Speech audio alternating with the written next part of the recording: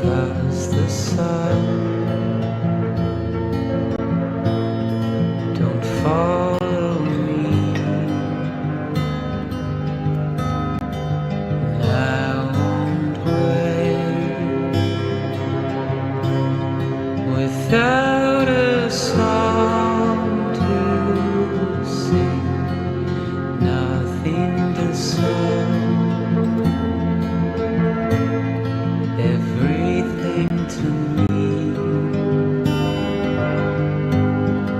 and in my world, I'll do my best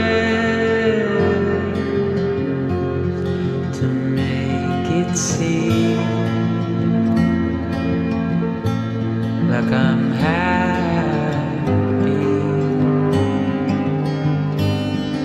'Cause I've grown up, dry as my teeth ducts. I've grown up and empty, but don't give up on me. Give up on me. Give up on me.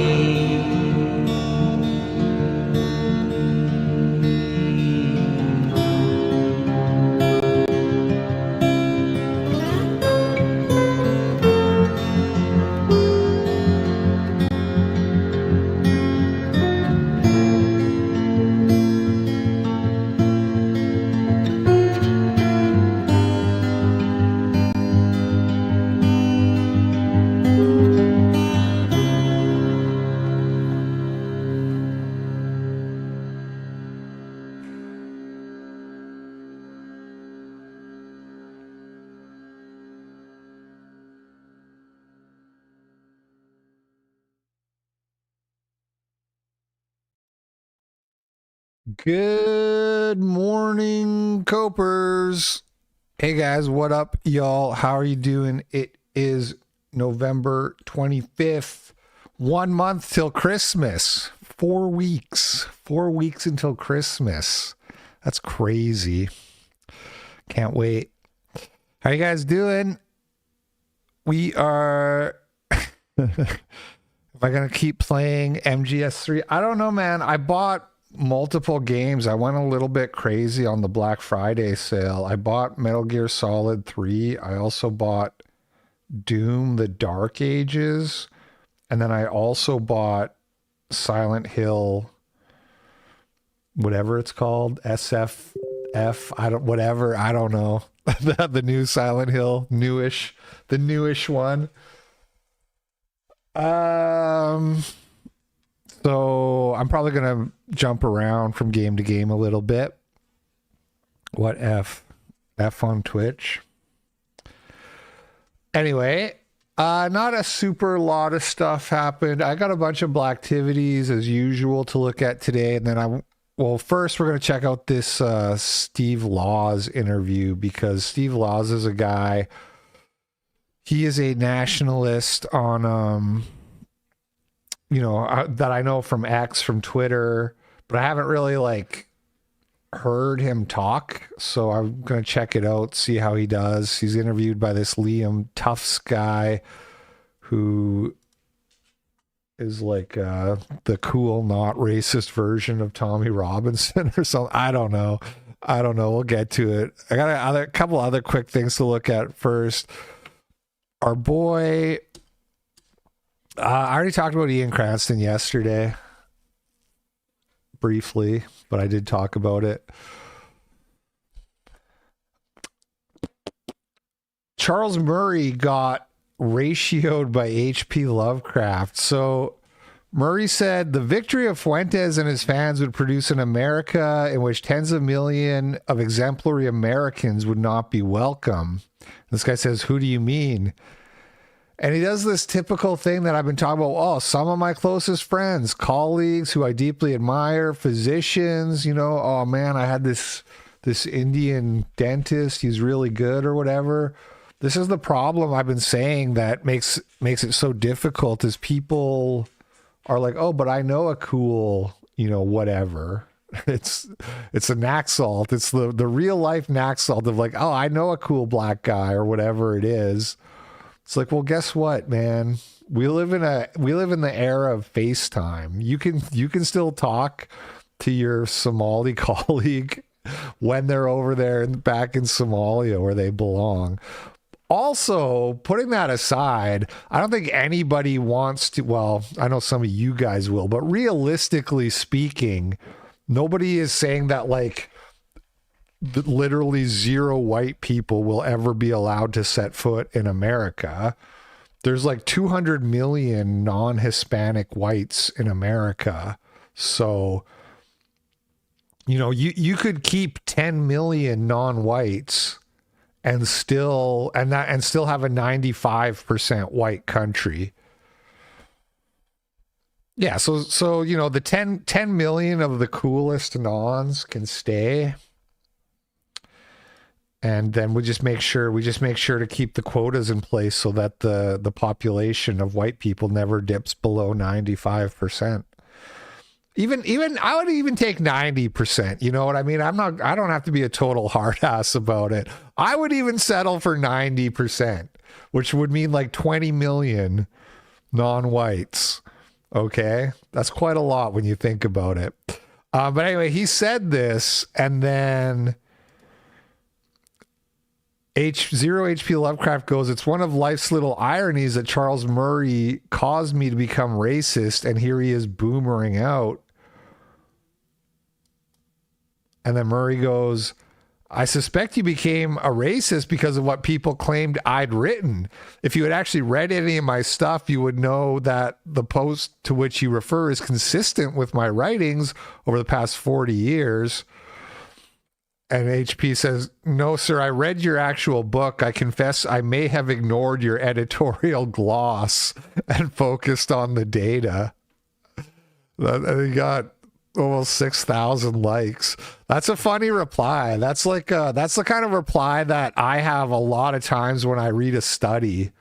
A lot of times you read these academic studies and the data is like shocking. But the person will like put in the abstract, well, it's probably because of like social issues or whatever. They'll put some like excuse. And then when you're talking to shitlibs, you're like, oh, you didn't read the abstract. It says right here that this is because of like this is because of like cultural issues or whatever. And it's like, I don't really give a shit what the guy who collected the data thinks is the cause. I'm just looking at what the data says, and it's pretty horrific.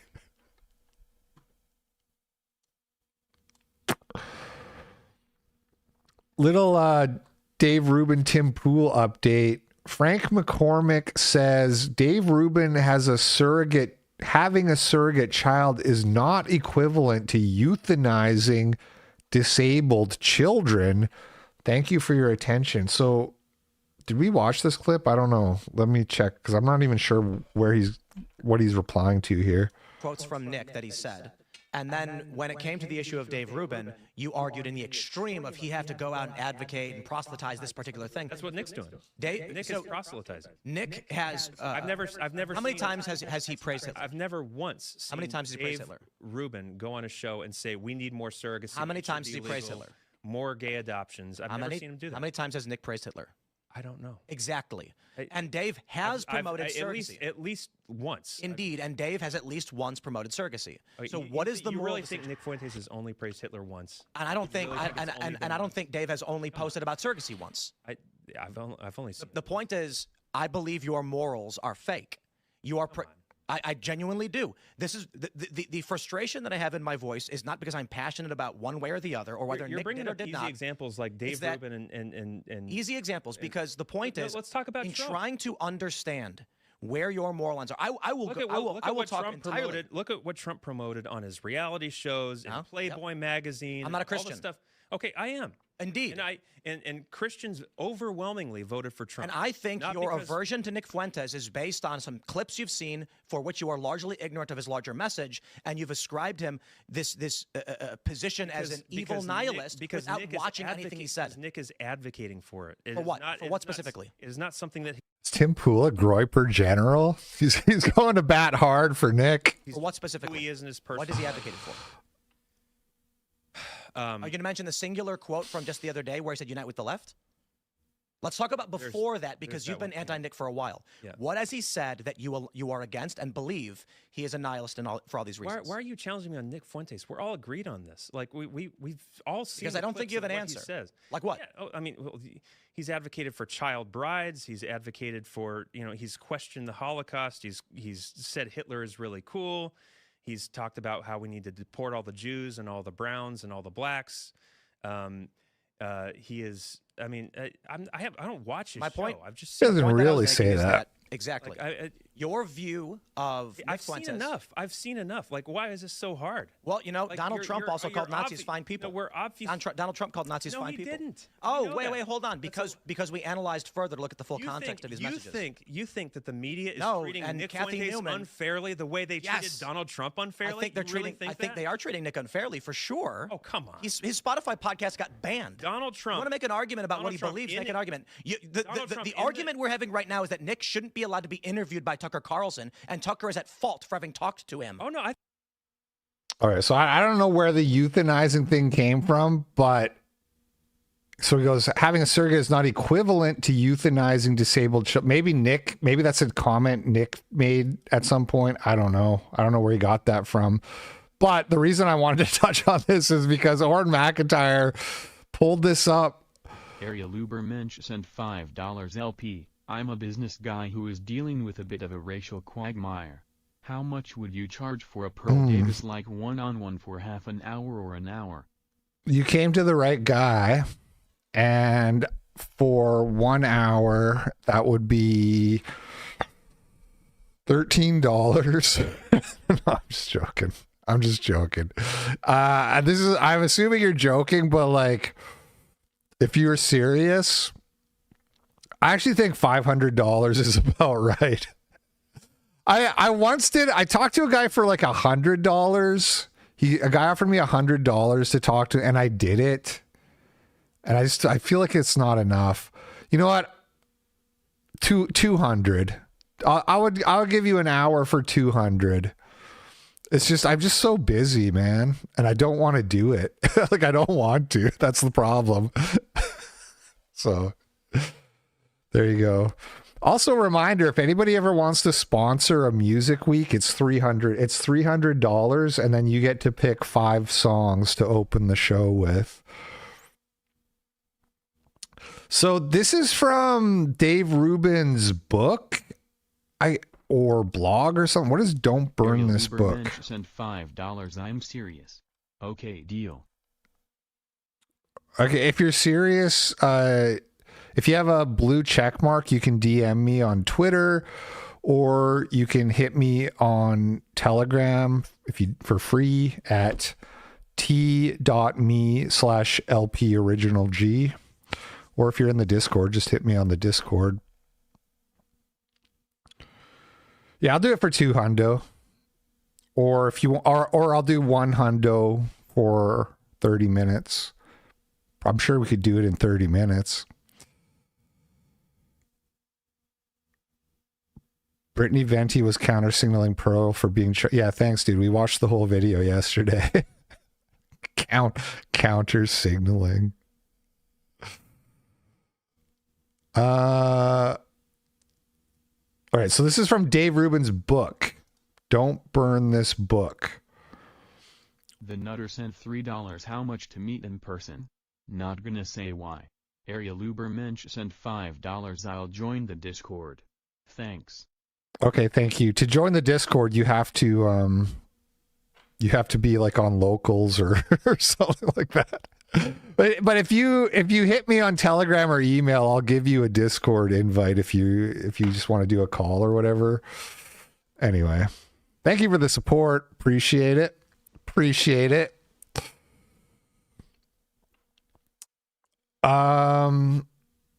Dave Rubin writes, what if early in the pregnancy we found out that the baby was going to be severely physically or mentally disabled, unable to live an independent, fully realized life?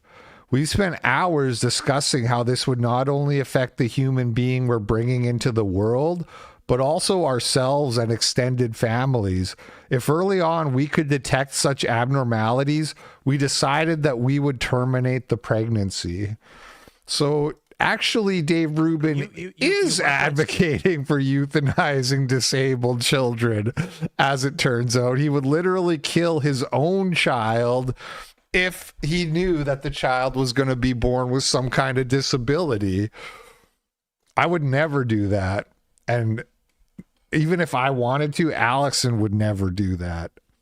And it's her body, her choice. And then what's crazy is this guy tries to act like this isn't a gotcha.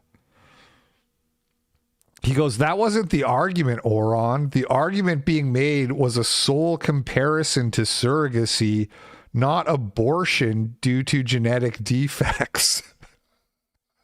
Adorable. Hold this L.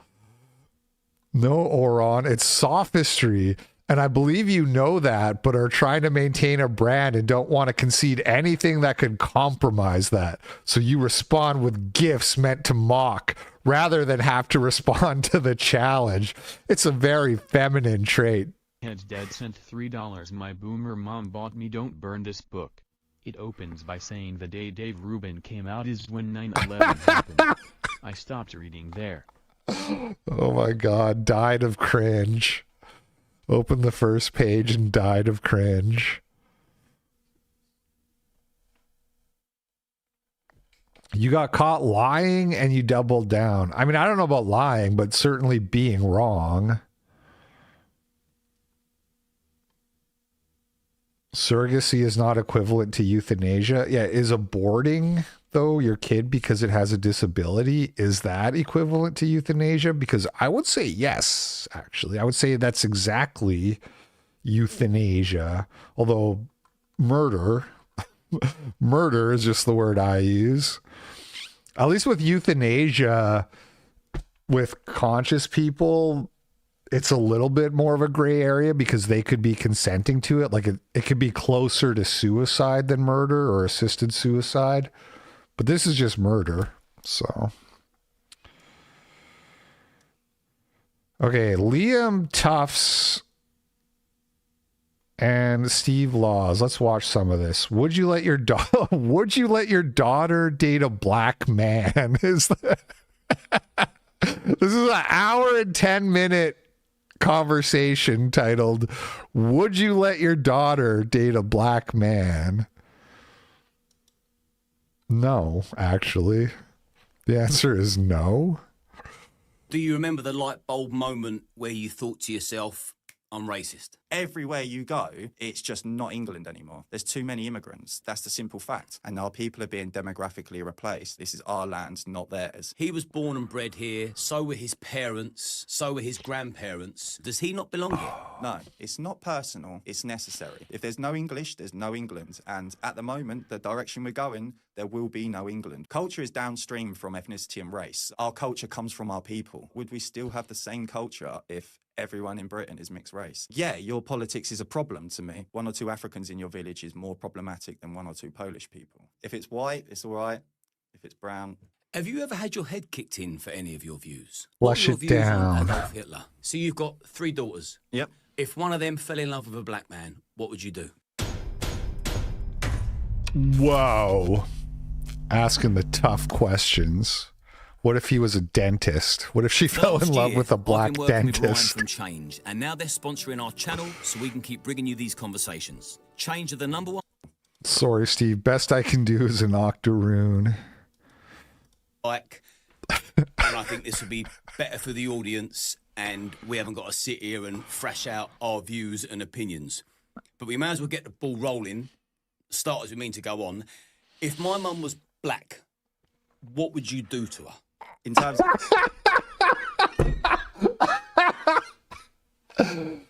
Let's just let's get right to brass tacks. if my mom was black, what would you do to her? Like what, like sexually?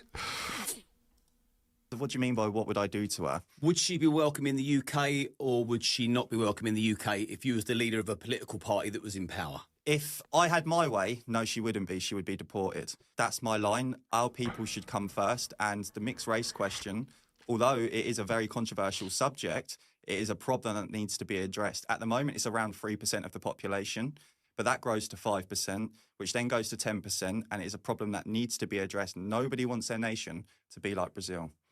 Okay, so we're going to unpack all that sort of stuff further on down the line. But I just wanted to set the tone of where we're heading. So let's go back. Define, because I get accused of being far right. So the left don't like me because they think I'm far right. And I know that your mob don't like me because I'm not right enough. So people can familiarise themselves with these terms. They may not know the actual definition of them. So you're an ethno-nationalist. Yeah, that's correct. I'd call myself an ethno-nationalist. Okay, so define, and we'll abbreviate that to FNAT to make it easier for me to keep it smooth. Yeah, that's fine. Define what an FNAT is for me. So an ethno-nationalist is someone that puts our ethnicity first. That means you understand which ethnicity is, such as the English are an ethnic group, the Scottish are an ethnic group, the Welsh, and so forth. And my position is that that ethnicity belongs to this country. We are the founders, we are the keepers of this country, and that ethnicity should be protected and secured our future. It's a little bit pedantic on my part, but if it was me, I would take the time, because I do think it's worth explaining that the ethno part is redundant. Like I would just say I'm a nationalist. The ethno part is redundant because that's included in being a nationalist, and anybody who calls themselves a nationalist but doesn't believe that a nation has a racial or ethnic identity is not really a nationalist. Again, it's kind of pedantic, so I'm not like mad at him for not doing that or anything, but I like to do that, and then I like to explain to people. Sent $5, bro. Yesterday's intro song was the best song ever. I heard I was nutting and shitting at the same time. Thank you to my biggest fan.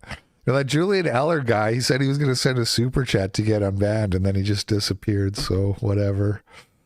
I like to explain to people that historically those words were synonyms. Like when they say nation in the Bible, that word is used to describe ethnic groups.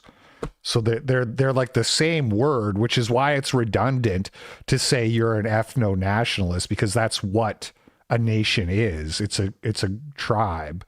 It's a race. That's what I see myself as, an ethno-nationalist. In reality, an ethno-nationalist is actually just a nationalist, but they've added the civic term because okay. Yesterday's that's so awesome. Was the best song ever. I heard I was nutting and shitting at the same time. Please the old unban me, my nigga. The old. Oh, that's the same guy. Oh, that's okay. He didn't add the please unban me. All right, I will unban you, Julian. You didn't even put your name. You're lucky I remember. My memory's not so good, you know. He said it. He said the thing. I haven't watched this. That's great. Shout out Steve Laws. I'm already loving it. Liberals that just dislike Islam. And then you have the FNAT, which they've now used, which is ultimately a nationalist, but they've used the ethno-nationalist line because it's more focused on ethnicity, but that is the basis line of a true nationalist anyway. So are you a racist? Well done. Some people would call me a racist. I don't shy away from the term. I don't use the term myself, but if you want to call me a racist, I'm not going to sit here and go, oh my God, you've called me a racist. I know what I am. I'm a nationalist. I put my people first. If that's classified as a racist in the modern era, then so be it. I know that's kind of a weak question because the word's been watered down, but from your point of view, if you was to look yourself, if Steve Laws was to look himself in the mirror, would you define yourself as a racist if you was being brutally honest? It depends on the context of it. If you're saying, is the argument of, all right, you're unbanned, dude. are you a racist and you hate other races? then it wouldn't be no, that would be a no. So I don't hate all other races. I just believe that we have our own homeland, and those people should not be in our land. If that makes me a racist by definition, then so be it. But it's not something I would welcome and introduce myself and go, "Hi, Liam, I'm Steve the racist." That's not something I would use. Okay, so two people that come into my mind before anybody else, and I do apologise if they're thinking, why the fuck are you using me as an example? I've got a black mate from Soul Oxford called Divider sent Footlong. $3. Why can China be a proud ethno country? There is a cognitive dissonance in America. Yeah. We call him Footlong because he's been blessed in that department. And I've got... It's funny because I had a tweet about China the other day because Hassan did like a China tour, and Hassan has been like praising China and how great it is and how it's like China is an example of like working socialism. And it's funny because first of all, they're just a capitalist country at this point, but also there's a lot of problems. And then some guy was like, oh, but they have better life expectancy in China. And I just immediately went to Grok and said, what's the life expectancy for China versus white Americans? And China was like 0.6 years. There was less of a 1 year difference. Because when you control for white, right? Because we know who brings the stats down in America. Xavier, the life coach, who's a prominent black figure, life coach on the internet. I love them both dearly. So do you think you're more superior to those black guys because of your skin pigmentation? No. So this is something that's always thrown at us and is always misconstrued and mixed up. We don't see ourselves as above these people. We just want to protect our own people and our own ethnicity and our own race. So I'm a white man, I'm an English man, and to me, those are my people, and that's where I draw the line. I don't see myself superior to any other race, but that doesn't mean that they belong in our homeland or they should be allowed to live here when they was brought over on false pretenses by establishment figures that do not care about our people. They was only bringing them over as cheap labor or for whatever other reason. And that's where I draw my line. So people can use the argument of, but they're black and they work hard and so forth. But to me, that means nothing. It's irrelevant how much money you bring to the country. It's irrelevant what you've done whilst you're here. You are not one of us. And our people are being demographically replaced. So under no circumstances is that okay. So before I go to your upbringing, I mean, we've got so much to cover. Your upbringing. Who hurt you? Who hurt you, Steve? I'm going to try and keep it short and punchy without the debate and the challenge. Yeah, no, you're cool. Steve, did you get rejected by a black girl for senior prom? Tell the truth, buddy. Did you fall in love with a black girl and she rejected you? Because it's pointless if we clash. No one's going to get to know why you've come to the crossroads or, you know, where you are in life if I keep interrupting and saying, I don't agree with that, and how about this? So do you think, for example, the Windrush era was a success? No, the Windrush era were the first illegal immigrants that came into the country. They was never invited. They should never have been allowed in. And the fact that they've been celebrated and put on some pedestal as if they're the greatest generation is absolutely ridiculous. They came over as illegal immigrants. They was not invited. Some of them did work, yeah, sure, but their offspring, the second, the third, the fourth generations, they're the ones running through London in the stab gangs and causing all of the violence in the streets and so forth. These people do not belong in the country, and they're not welcome. They may be welcomed by the establishment, but the average person in the street that I've spoken to would happily deport them. So when you say they're not welcome, because I know plenty of people that do welcome them, that have assimilated with them, that drink and break bread and spend Christmas Day with them, I say them, you know, people of colour, me being one of them. I've got lots and lots of different coloured friends. I'm from Crawley, which is a London overspill, so it's multicultural. Not that I think multiculturalism works, because there has to be a top-tier culture, which is the British culture. So that's sort of me kind of trying to meet you somewhere in the middle there, because I know it's not black and white, no pun intended. But we'll come to all of that. Let's go back to your upbringing, where you're from, what moulded you, school, any altercations, any trouble into teenagehood. I want to find out why you've got these real, we could call them radical views, couldn't we? Yeah, I'm fine with that. That's fine. Yeah. So I actually reject that. I was thinking about this too. Because I was thinking about how like what am I trying to do with my streaming and stuff like that. I was thinking about this yesterday because I made that little throwaway comment about I just do this for the money, which I didn't really mean, by the way. Okay, I want to explain myself a little bit more now. Because yesterday I said if I was making $6 million a year, I wouldn't stream. And then I made a little quip about how I just do this for the money. I have to work. I have to be productive. So even if I was getting $6 million a year for doing nothing, I would still work and I would still do this activism, whatever you want to call it. It's just that I don't think streaming is necessarily the most effective way. Like, I would rather make really good videos are like evergreen, timeless videos. You know what I mean? It's just, I don't make enough money to support my family doing that. So just so you know, that's what I meant, is that I kind of have to stream because this is like the most bang for my buck, but it's not necessarily what I would want to be doing all the time if money wasn't part of the equation. Having said that, I was thinking like, what am I trying to do? And like the thought went through my mind of like, I'm trying to radicalize people. And then I realized, but it's not radical. This is what we believe is what everybody believed up until the last like 0.01% of civilization. You know what I mean? Everybody up until like the 60s thought like this, give or take. So it's the anti-racism is the radical position. You know, when I was growing up, and you learn about communism. You remember learning about communism as a kid. And what people tell you is like, well, it sounds great on paper that everybody gets treated equally and we all get a fair share, but it goes against human nature. That was like the big line I remember about like it goes against human nature.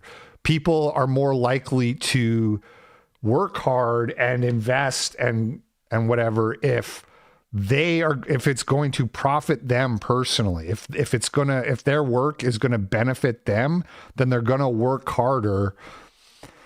So communism kind of like takes away the individual and turns everybody into like this atomized, like, or not atomized, this group sludge, you know? And then anti-racism, though, is the opposite. Anti-racism goes against human nature because it tries to completely individualize everyone and take away the group connections.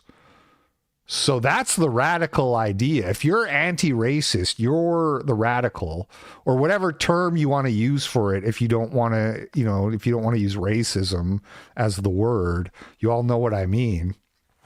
If you're an egalitarian or a blank slatist or whatever, you're the radical. The idea that I like, you know what a good word for it would be? Anti-kinship. That's a much better word than you're not anti-racist. You're anti-kinship. You want to take the natural closeness and fondness and the connectivity that I feel for my own people, and you want to sever those connections. That's what you are. You're not anti-racist. You're anti-kinship. I just came up with that on the spot. So bookmark that or whatever, patent that, copyright. That's mine. That's copyright. No, that's a good that's a good way of thinking about it, because that's what it is. And you're the radical one. You're radical for thinking that the world is better with those ties and connections all being severed, and we all try to pretend like they don't exist. Folkestone, normal household, dad, mum, few brothers and sisters. Old man used to raise pigeons, normal upbringing, normal school. So I went to primary school. Everyone in my primary school was pretty much English. There was like the odd Slovak, but other than that, everyone was pretty much English. Then I went to secondary school. That's where I first sort of met like a Pakistani and an Indian. But other than that, very normal upbringing. Had kids quite early, my first child at 19. Now got 3 children, I'm 34. So relatively normal upbringing.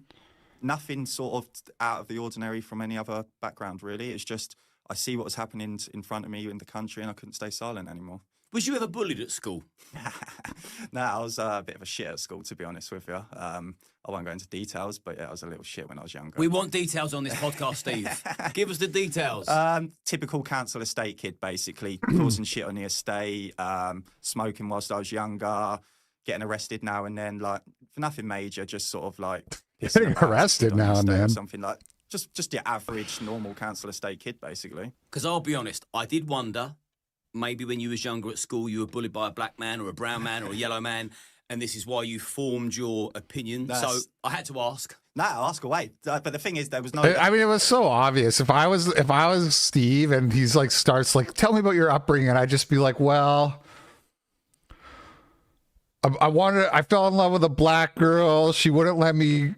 She didn't go to prom with me, and then I, a black guy, and then I fell in love with a white girl, and a black guy stole her from me, and then I tried to like start a business with my friend, and he ripped me off, and he was Jewish.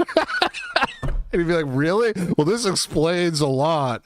And I'd be like, no, you fucking idiot. I watched the news. How did I get radicalized? I watched the news, you fucking idiot. I opened a newspaper. That's how I got radicalized. There was no foreigners in my school, so it was all just white kids, other than like maybe like a handful of foreigners in my secondary school, and that they were Gurkhas, like that lived on the army base, and then there'd be like the odd Pakistani, and there was like 2 black kids, I think. So that out of a school of like 1,500 people, there was not many at all. We didn't even really see them until college properly. And did you exclude them 2 black kids, or did you become friendly with them? I just didn't speak to them. They was just not in my circle. Like, it wasn't like, oh my God, they're black, we can't speak with them. It was just, they're just other. It wasn't because they were black or anything. It was because they were foreign. It was just, no one could have anything in common with them. Like, we were all talking about what was on TV last night, the football clubs in our local area and so forth, and there's these foreigners that are just completely other. And that's how we'd always seen them. And was there ever a light bulb, or do you remember the light bulb moment where you thought to yourself, that's happened, I'm racist? No, not really. So obviously I started filming the boats and so forth. He already said he doesn't really use that term to describe himself, but obviously I lived in the area, so I was one of the first to expose the migrant invasion and yeah, so what forth. year did you start doing that? About 2019. So going back a while, it's like a whole thing now. Everyone does it now, so it's quite refreshing to see. But back when I used to do it, this is back before like even Farage was talking about it and so forth. And so then I sort of carried on doing that. I sort of started doing that just to prove to my friend that it was happening. He didn't believe that it was getting loaded onto coaches and then taken to a hotel and then so forth. So I went, filmed that, showed that, put it onto Twitter, and I had like 200 followers or something at the time, and it got like millions of views. There was like Piers Morgan retweeting it and stuff. So I was like, okay, people don't know about this. So then I just sort of carried on, and then before you know it, I'm 2 years down the line, still exposing this, going to the camps and so forth. And then I sort of sat back one day, and I just see everyone complaining about illegal immigration, barely mentioning legal immigration. And this was the time when it was over 1 million that came over in a year. And I'm sitting there and I'm like, I feel like I'm partly responsible for encouraging everyone to just focus on illegal immigration now, because I'm the big influential illegal immigration guy. So I sat back and I was like, right, I'm not doing this no more. It sort of timed around the time that the docks was all closed off and no one could actually go down and film because the border force put restrictions in. So by that point, I was just like, I need to move away from the illegal immigration thing, because the greater problem is legal immigration, and everyone's distracted by a few thousand boats when millions are coming in through the airport. Yeah, I'll agree with that. That migration on the whole is completely out of control, and it is very easy to distract us with the boats. It's like, well, look at this hand while this hand does that, and this hand is doing far more damage if you really study that hand properly, because, we need to get our own shit in order. We've got... wait, based? So Steve, or what's this guy, Liam Tuft, he's against the legal immigration? What are we even arguing about? He just wants to pretend like it's not a race issue. Is that all it is? Like, I don't want all these people coming in, but we need to find a way to talk about it where we all get to pretend like we aren't racist. Enough of our own scumbags. I mean, do you find that within your movement you've got more than your fair share of scumbags, of FNATs, for example? So there have been the odd person that I wouldn't associate with and so forth. I'm not going to use names and use an opportunity to shit on people, but there are a couple of people that I wouldn't associate with in what you call my movement, just like there are people in your movement that I wouldn't associate with for other reasons. But I wouldn't say it's a common thing. Most of the people that I've met through politics, especially in my position, just care about their country, their fathers, their workers. They just want to get on with their life, but they've been forced to have to do this because they're being demographically replaced in their homelands. There's nothing they can do about it other than speak out and be active. Yeah, see, I think the West on the whole is culturally superior. But that's my take. I think our culture is strong and should be amplified and should be respected more than any other culture. Certainly if you're going to come and live amongst us. But I have a different take on it racially. I don't think racially we are superior. The colour of someone's skin, for me, I'm colourblind. Do you think that we're racially superior as a country? Cringe. I would say racially superior. I'd say we're superior as a country. If you look at the history of the British people and what we've achieved and what we've done over the world, our people are some of the greatest people that have ever lived on this planet. Let's just look at the achievements we've done. Based. But that's not to say we're superior in terms of race. But the British people have been more superior than the Polish. Still white. We're both white. So. Tuesday dinner. Thank you, dude, man. Appreciate it. It's not a case of a racial hierarchy. This is where I'm back down to the ethnicity of our people. This is what I focus on. And to sort of portray that as a racial hierarchy is kind of it's not doing justice Based Anglo chauvinism to our position, if that makes sense, because we're not sitting here saying we're better than everyone. we're not better because we're white. We're the best of the whites who are the best of the races. So just to be clear, I'm not saying we're racially superior. We're actually better than just being racially superior. Good answer. And we deserve to exist. This is our homeland and we have the right to exist here. This is our land, not theirs. But when it comes back to the cultural thing, culture is downstream from ethnicity and race. So our culture comes from our people. If our people do not exist, that culture that you celebrate. One little ding, this is very minor, but I really don't like talking about rights, saying we have the right to exist here. Like that's a whole can of worms. Forget, I would never frame it as that way. Just frame it as like, look, we are English. We need to all band together, get these people the fuck out and rule this island for all eternity. It has nothing to do with rights. Very minor nitpick though. And say is the greatest would no longer exist. Would we still have the same culture if everyone in Britain is mixed race? We wouldn't. Well, I've met and know. I'm trying to count hundreds over my. Here we go. The cool nons. Here's the problem, Steve, with everything you just said. I met a non-English person who was cool. Boom. Mic drop. 5 years of age, so, I've come across hundreds of people. I've got hundreds of friends. I run a security firm. So I've worked the door with some solid black lads. And we all think the same. And we all perceive the country as the same. And they're they're more Christian than me. I'm not. That's great. They can go be solid in fucking Nigeria and Ethiopia and wherever else, Somalia. They can go be solid over there. Those countries actually desperately need solid people, turns out. Not religious at all. But in fact, if anything, some of my black mates have got better morals than me. So whoa, that's one thing I can disagree with through my own personal experience, for example. Well, fuck having borders and laws and shit. But you've been the leader of a few political parties. Not so much the leader, but I have been like a leading face. You've been a prominent figure. Yeah. So without getting into the minutiae of all of that, I want to talk to you about remigration, because that's one of your policies that you really lean into. So what is the actual meaning of remigration? And let's go into just how far you'd be prepared to go. So remigration is ultimately the process of returning immigrants back to their ancestral homelands. That's the basics of it. It's essentially, you can call it mass deportations, you can call it what you like, but essentially the process is removing immigrants and returning them back to the nation they belong to. That's remigration. How far I would go... How many generations back do you go? I don't think it's a case of counting generations. I think it's a case of if they don't belong here, they should go. I don't think it's Yeah. we should go, all right, so we're It's going a to cut 23 and me. off at That's third it. generation, fourth generation's fine, because that's just nonsense. Because some of the rape gangs, like if you look at the Pakistani rape gangs, these are third, fourth generation people in our country that many in the civic nationalist circles, the conservative circles, whatever you want to call it, would say these people are British. They were born here. Their parents were born here. Their grandparents were born here. They know no other land, but they're still raping little children. They're still living in their own little bubbles. They're still Collecting amongst their own welfare. people because they're not us. Yeah. And they never will be us. You could have 20 Spreading Islam. generations down the line, there would still be a clear divide between them and us. And this is the problem. So if the majority of the country starts flooding in, like we're seeing now, for instance, and we're already around 75% of the population, when that keeps declining, there's going to be more and more problems. There's going to be more third and fourth and fifth generation immigrants that could be problematic. Some of them, sure, they could be sound. They could have a job. They could live a normal life. Like you said, you've probably got friends with them and so forth. I haven't myself personally, but others have. Ultimately, do they belong here? No. Have they got somewhere else to go? Yes. Why are they here?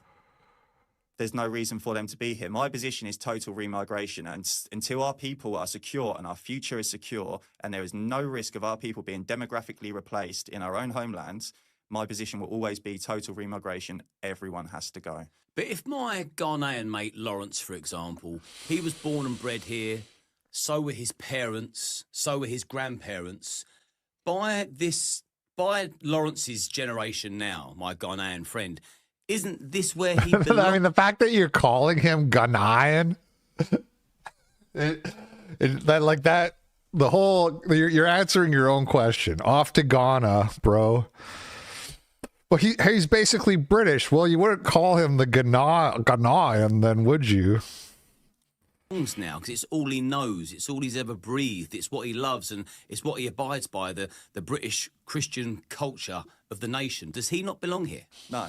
He does not belong here. It doesn't matter how long you've been here, or the time scale is irrelevant. This is not your... This argument boils down to, like, this mistake hasn't been corrected for a long time, therefore we can never correct it. I'm trying to think of another, like... Harry Manback sent $5. Evolution, a good analogous model for how competition drives innovation and perseverance in society. Communism removes that environmental pressure and turns people into worthless dependent cogs. Communism is ungodly. Yeah, I'm not sure. I'd have to think about it. I kind of like, I agree that, like, evolution and what is it called, survival of the fittest, like, those are good arguments against welfare too. But I think there's just, with the communism thing, there's just more to it, which is like, you're just not as motivated if you're not going to get personal glory and status. You know what I mean? It's like those carrots of, if you work hard, you will rise above others. Human beings, we just think in these terms. We think we're motivated by status. That might not be philosophically good on paper. That might not be a rationally moral way to structure your society, but it just works. It just works when you let people say, oh, I can be somebody that stands out because he has more and he's done more. And communism removes that. Communism is like, all of your efforts are just going to be spread out. It's just going to be spread out to everyone, and no one's going to really, like, recognize you or care. No one will be able to tell even, like, really what you've done. Your lands, these are not your people. Sure, he's a victim of immigration. It's not his fault that he's been put in this situation. I can understand that, and I can sympathize to some extent, but the point still remains the same. This is not their lands. They're not our people.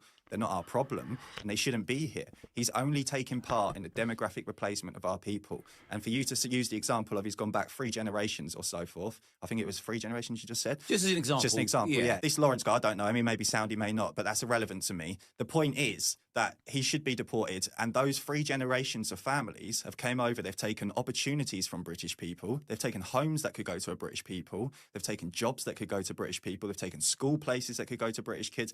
They're taking advantage, whether they mean to or not. That this is the issue. So our people still have to provide for these people. They still have to look after these people, even if they're working. So that's the line. So the Poles that I grew up with, love and adore, the Turks, I mean, where I'm from, well, where I moved to from where I'm from, massive Turkish population that we've always been like thick as thieves. They contribute towards the economy.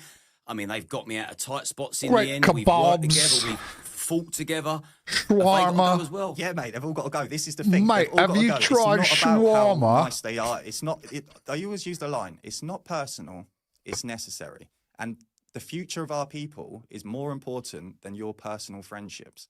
And I will die on that hill. It doesn't matter how well you know these people, how friendly you are. They are still foreign. We are still being demographically replaced. The future of our people belongs to our people, and without it, there is no England. If there's no English, there's no England. And at the moment, the direction we're going, there will be no England one day. What about Frank Bruno and Ian Wright? Would you send them packing? They Yeah, were I these would, football yeah, personally, guys. but he's- Who are these football guys? Celebrity? I don't even. These fucking UK celebrity. Those are the best non-white guys you can come up with. Who did he say? Bruno? The thing with immigration, no one cared about a Frank Bruno or an Ian Wright 20, 30 years ago because the demographics were still secure. This is going back to the 90s when we was around, I think it was like 89, 90% of the population. Boxer. That's our future secure. People aren't looking over their shoulder thinking, oh, we're getting replaced. We've got rape gangs over here. We've got migrants in hotels over here. The whole thing's been exacerbated now. Nobody really cared about the odd minority back in the day because it wasn't an issue. It's like, oh, look, we've got the friendly black guy. That's how everyone see it. Now we've got 1 million friendly black guys, and where do you draw the line? Because you can't just say, And well, some of them aren't so friendly as well, by the way. that one's okay because he sort of shares our values. That one's okay. Thought Tyson got stomped. Yeah, it's like I'm not like a boxing guy per se, but I could rattle off a dozen boxer names, but Frank Bruno isn't one of them. Because he's Christian, but that one's not because he's not Christian. But they all come from the same place and they all do the same things anyway. So it's irrelevant. What about the Poles, Lithuanians, Germans? Would you send them packing too? So it's complicated. With the Europeans, it's slightly Stop being so hasty. Let's see what he says here. different because they are more culturally similar to our people. Yeah. They are even taking aspects away from language difficulties. Like you could assimilate a German within 2-3 generations. Yeah, and they can blend it would not really in. be much noticed in terms of our people, and it wouldn't really, in terms of majorly affect the demographics. Of course, I wouldn't want billions. Germans are also, even just like genetically, they're pretty close to Anglos. Millions of Germans coming over, I would say, no, that's ridiculous. But the odd few, that's not problematic. But when you've got non-whites coming over, that creates a problematic issue where the demographic decline is changing, the white population is declining, and these people are very foreign to us. Like Europeans can live amongst each other and be unified to an extent because you're from the same continent, you have similar histories, even if they are complicated. But when you go to places like Africa and Asia and India and so forth, these people are clearly foreign. They're clearly very different to us, and they should not be allowed in. Now, I'm not saying we should let in millions of Poles. I voted Brexit for the very reason to get rid of these people. But I'm not saying the odd 1 or 2 Poles is problematic compared to 1 or 2 Africans. 1 or 2 Africans in your village is more problematic than 1 or 2 Polish people. Is there a touch of white supremacy about you? No, I wouldn't say there's a touch of white supremacy. I'll just say I put my race first, I put my people first, I put my ethnicity first. That's before me, before anything else. And if I got in the way of our people being, if I was in a situation where I was in the way and it prevented our people from progressing, I would step back and I'd go, right, I'm done. But I see it as I have a role to play at the moment. Our people need to be woken up. At the moment, they are very much sleepwalking into demographic replacement. A lot of people have kind of like you, like sympathetic views to foreigners, and they think, this person's fine, what about this person, he's Christian and so forth. And the mindset needs to be moved away from that because you have to think long term. You have to think as a collective, not as an individual. And you have to sit back and go, okay, so I'm friends. So let's just use a random example. I won't say you, but a random person. You can use me. Okay, so let's just say you. A random person's got a friend who's black. He's from the Congo or whatever and so forth. And you're like, oh, I love this guy. He's great. He sings the national anthem. Like he supports the local club or whatever, right? But that doesn't change the fact that he's still replacing us as a people. It doesn't change the fact that they don't belong here. That doesn't mean that we hate this person. Once he goes home, I wish him well. Hope he has a great life in their own country. But here is a problem. What were your views on Adolf Hitler? It's funny when you have a video like this, you always know the comments are always going to be on the side of the racist guy, like every single time. And it's like, dude, nobody actually wants this. This is why, like, I finally gave up on democracy. I finally gave up on democracy when I realized how, like, the people do not get what they want under democracy. It just does not work. I've really been asked that question, to be honest. That's why you're here. Some good policies. I wouldn't agree with everything. Probably hugely misunderstood. Wouldn't die on the hill of defending Adolf Hitler, but I would say he's very much misunderstood politician. I'd say a lot of the stuff that he advocated for in the German people would do wonders for our people right now. What do you think about the Nazi regime? Pretty reasonable. Are you for it or against it? Or would you have been for it or would you have been If against I was in Germany in That's like the same question. 1930s, I would have been straight behind them. So you would have been quite happy gassing all them Jews? Well, that's a conversation for another day. I wouldn't Based.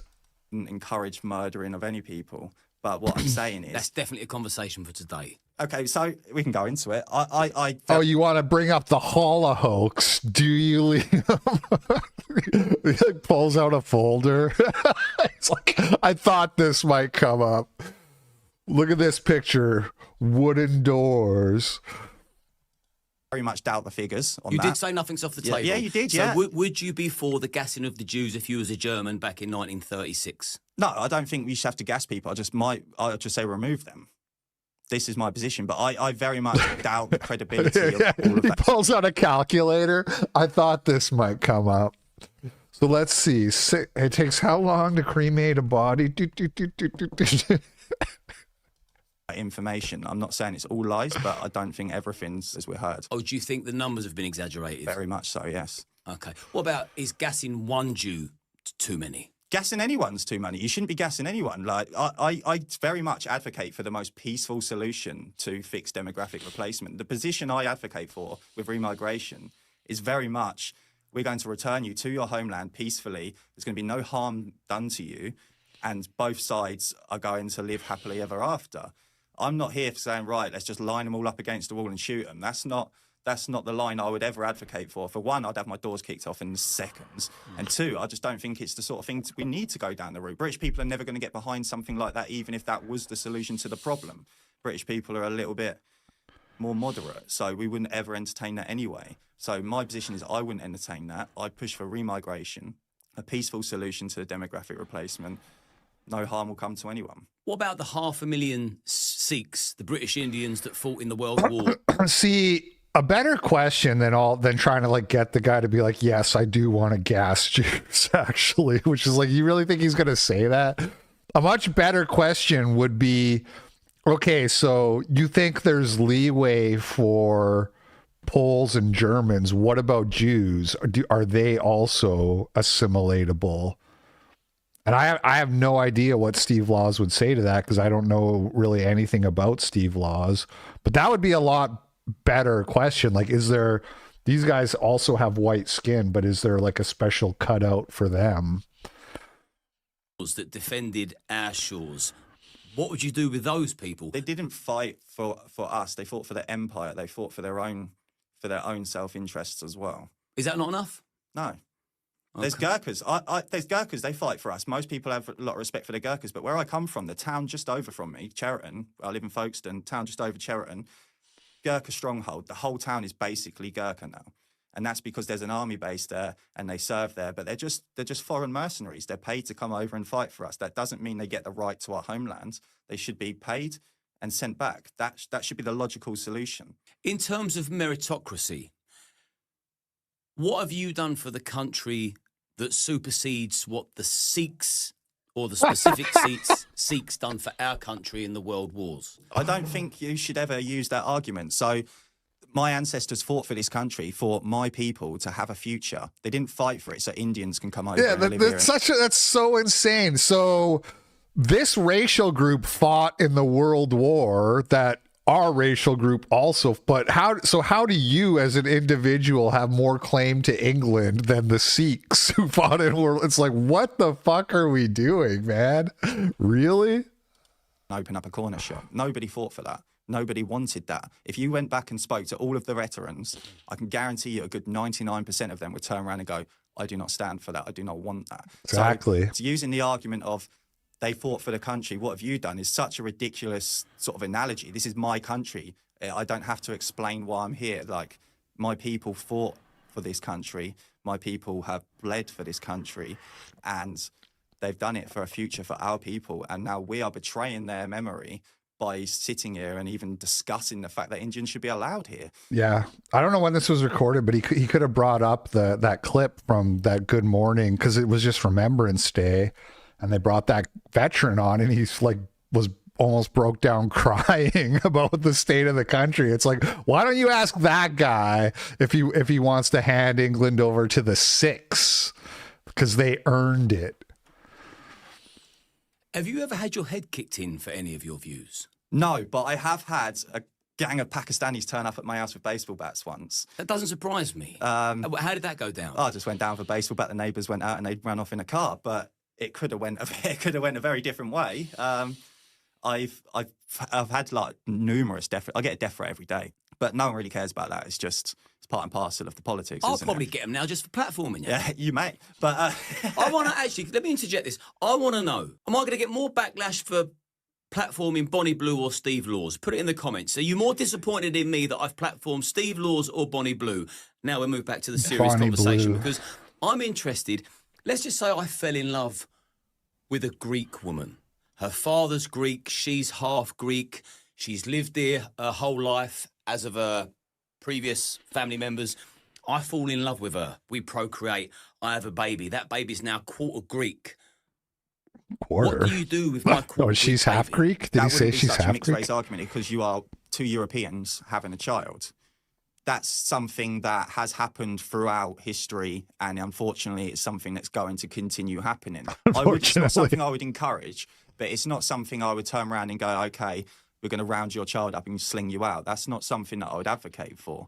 For one, the percentage on people that actually do that is very, very low.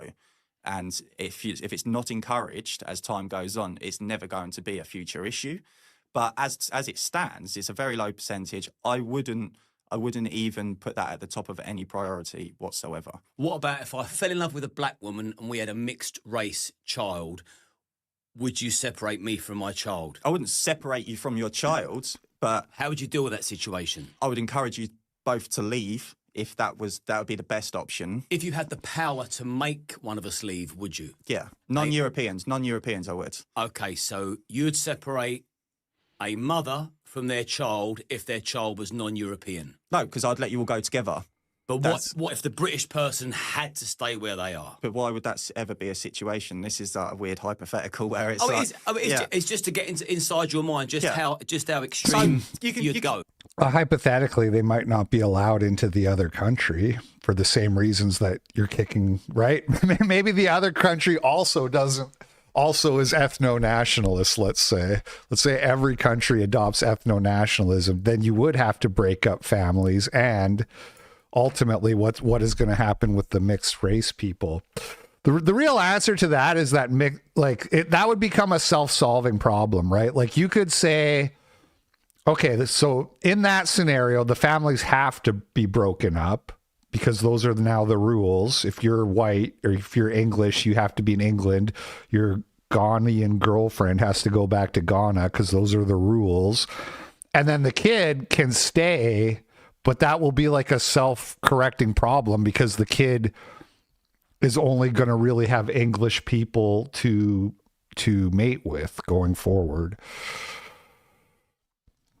You can take it down to that, like, there are various subjects, nuances in these situations where, for instance, there are people that have been in those situations, and it's complicated. Of course, it is complicated. It's not something that should ever be encouraged. What, to procreate with another race, or to mix race? I don't think it should ever be encouraged because, one, it creates a child of nowhere. They're a child that's not part or parcel of their own people, and they're also not part and parcel of the people So from the mother, say the mother's African and the father's English, you're no longer seen as English and you're no longer seen as African. You are seen as an other, and it becomes problematic. So this is where a lot of mixed race people have resentment, and a lot of them turn that resentment towards the British people, and they actually promote promote immigration and so forth.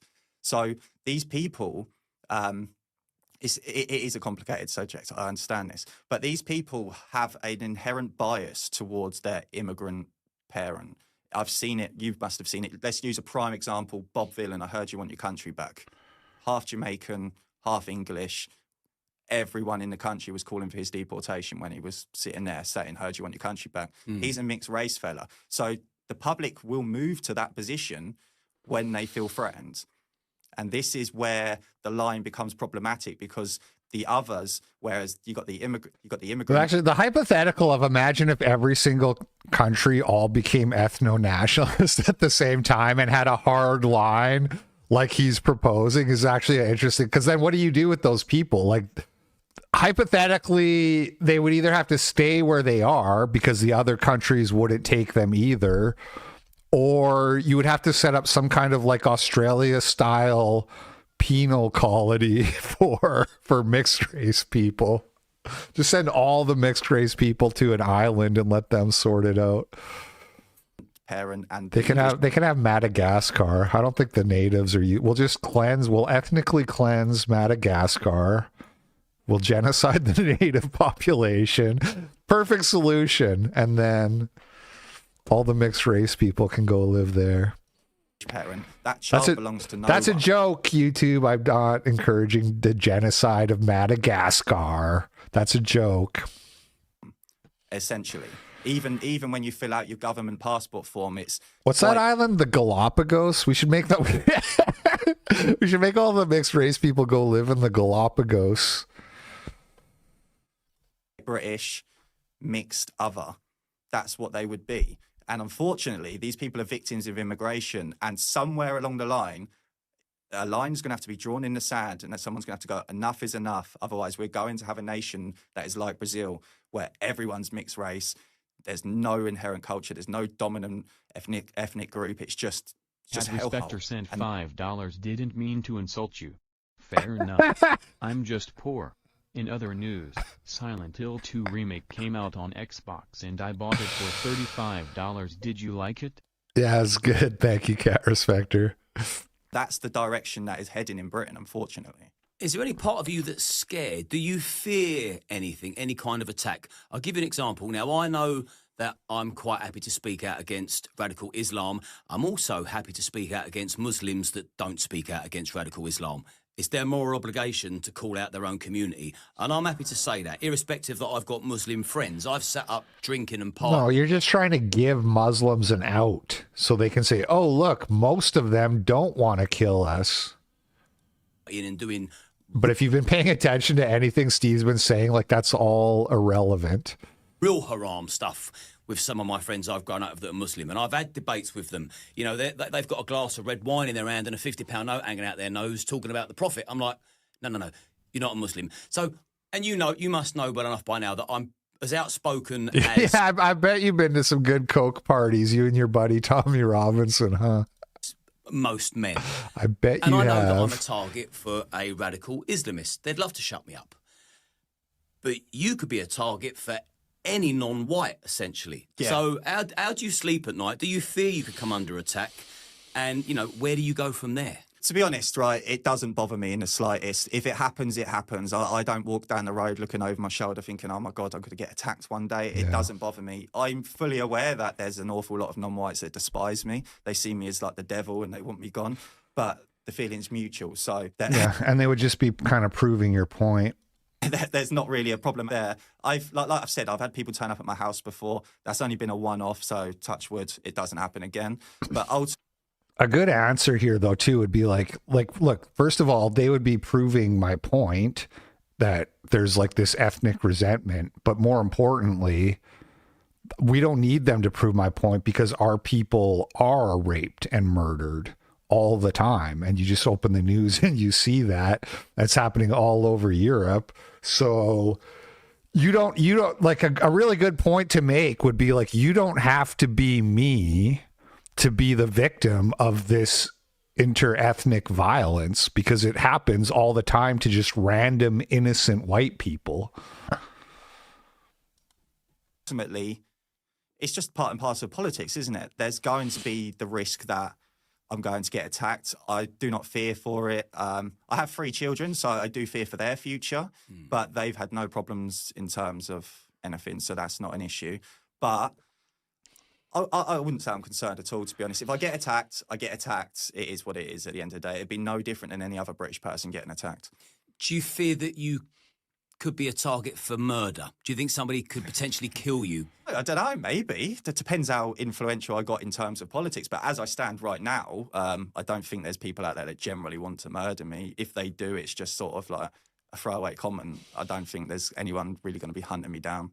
Yeah, you see, I think very differently. I think we are living in times now where there's so many radicals plonked amongst us that we're kind of playing Russian roulette. But this is like an illegal immigrant and legal immigration thing, but which is a different subject matter. So what you're saying is there's ethnic tension created by having different races all grouped together in the same place, basically. Got it. Let me ask you, so let me think of something nice you could say about someone of color. Who's the most attractive black woman you can think of? I don't think black women are attractive. Not any of them? Not any of them. Any Asian women? No. White women. Just white women? Yeah. So, for example, if Halle Berry was sat opposite you saying, Steve, let me give you a blowjob, nobody will find out, would you refuse that blowjob? Yeah, she's brown. Well, actually, Halle Berry's half white, so I guess she can give me half a toppy. It's okay, so something that's funny, because I saw somebody else post this clip on Twitter. And by the way, personally, I would bite the bullet that there's like attractive people of other races, but that's just me. I wouldn't date them or marry them, but I could say, yeah, there's some attractive people who aren't white. So this is Russell Brand and Mark Collette discussing whether Halle Berry is attractive. And this is like from like 20 years ago. And so the joke here is that in like 20 or 30 years, they haven't come up with another example of an attractive black woman other than Halle Berry. Like, she's just like the cornerstone example. How black is she anyway? Hey, Grok, how black is Halle Berry? She's biracial, with an African-American father and white mother. So her skin tone isn't black. Yeah. The one example people keep coming up with isn't even black. And yes, the second half. She can give me half a BJ. The second half, the part with the ending. That's funny. Millions of Halle Berry. They've got bubble lips, big noses. Beautiful lips, beautiful noses. Halle Berry, she's gorgeous, man. I don't think Halle Berry is beautiful, you know what I mean? I just don't find blacks attractive. I don't think a lot of lads do. I mean, you know, you might be able to point out, like, the odd Latino chick that people find attractive, like Jennifer Lopez or whatever. And you know, yeah, they are. I like fat women in general. Nice asses. I disagree. Good energy. You know, I have seen Ricky Lake and I know what it's all about. Yeah. Ricky Lake. Grossly obese black women in bikinis thinking they look good. It's not. It's like what I said. Oh man, smoking in bars. We used to be a proper country, you guys. Smoking in the pub. In The Guardian, you know, it's I feel like a lot of our problems would go away if they brought back smoking in pubs. I would take up smoking and drinking again. If I could go sit in a bar and just sit across a table from somebody and smoke a cigarette and drink my beer in the bar. And then I feel like that would like relieve, like, a lot of problems in society would just be alleviated by people would start going to bars again. Yeah, I remember smoking a lot in restaurants too as a high school kid. And I don't think we necessarily need to bring that back. But I do remember like going for coffee with your friend. I don't know why I'm doing this, but it's just because you would sit there for like hours drinking coffee and smoking cigarettes. What about Lenny Henry? He's got a white wife. And I said, look, it's not ideal, but I wouldn't have sex with Dawn French. Would you? Yeah, she's got huge tits. Yeah, and she should also have to fart regularly for you to find her funny. Oh, mate. You should be proud that like immigrants want to come and live in this country. I'm proud of my country, but I'm not proud that it's becoming a cesspit. I mean, a lot of people. That means you're comparing other like ethnic minorities to excrement, mate. Saying it's a cesspit. You're saying they're fecal matter. Is this Carling? No, mate. It's they didn't have Carling here. So we've got you. So we got your pint of black person jury. Excellent. Such a weird clip. Young Mark Collette and Russell Brand. Russell looks so swarthy here. He does. He looks all tanned. Yeah. Okay. I don't know why you're so shocked. I'm just thinking about the comment section now. The comment section can fire away, mate. If it's white, it's all right. If it's brown, you're not having it. Nah. What about the police? You must have come under attack by the police. You must be a target for the police, surely. Because if they must fear that your views will spread further afield, and then they'll have a whole new army of people to deal with on the streets. And remind me to ask you after that question, or if you can remember 2 questions, could you form an army on the streets, or are you a small minority that are big on X, but you wouldn't be... I also feel like in the year 2025, there must be like a way you could install good sort of air filtration systems so that the smoking wouldn't bother people that much. Although the smell of the cigarette stink is like part of the attraction. Very big on the street. So they're the 2 questions. Are you a target for the police, and could you form a street movement of, say, 100,000 people? I'll answer the second one first, so I don't forget it. 100,000 people, no. The only person who can do that in the UK is Tommy. I'll accept that. Everyone can accept that. But in terms of a street movement, we can very much build a street movement. We're working on it at the moment. But it won't be 100,000 numbers. I'm not going to lie to you. It'd be at a push a few hundred. That's probably the limit with what we could get out onto the street at the moment. But what I can get out, other people may be able to get out more. But that's probably the best I could get if I really put a lot of effort into it and done it. But in terms of the police, ultimately, yeah, I get a lot of shit. I get arrested at protests. I get, I've had my police knock on my door multiple times. I've been arrested. I'm currently on bail now, but obviously I can't talk about that. And yeah, so I do get a lot of shit from the police, but I think we all do, don't we? If you're a nationalist, most people do get shit from the police, especially if you're slightly influential and people listen to you. So it doesn't bother me. They're just doing their job at the end of the day. They're going to be told, right, go and harass that person. Crack on, mate. Yeah, I think if you... It doesn't bother me. I mean, I know what he means. He doesn't hold it against the cops, but obviously the fact that they're encouraged to do that by the top down, that should be a problem. Anyway, that's half the interview. I'm just going to move on. I don't have time to watch the whole thing, but really solid performance from Steve Laws. Really impressed. Had very, very few, if any, real criticisms. So good job. Well done.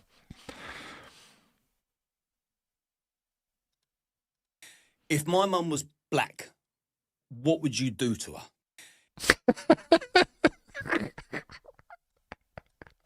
That's how he started the conversation, too. He's like, let's get right down to brass tacks.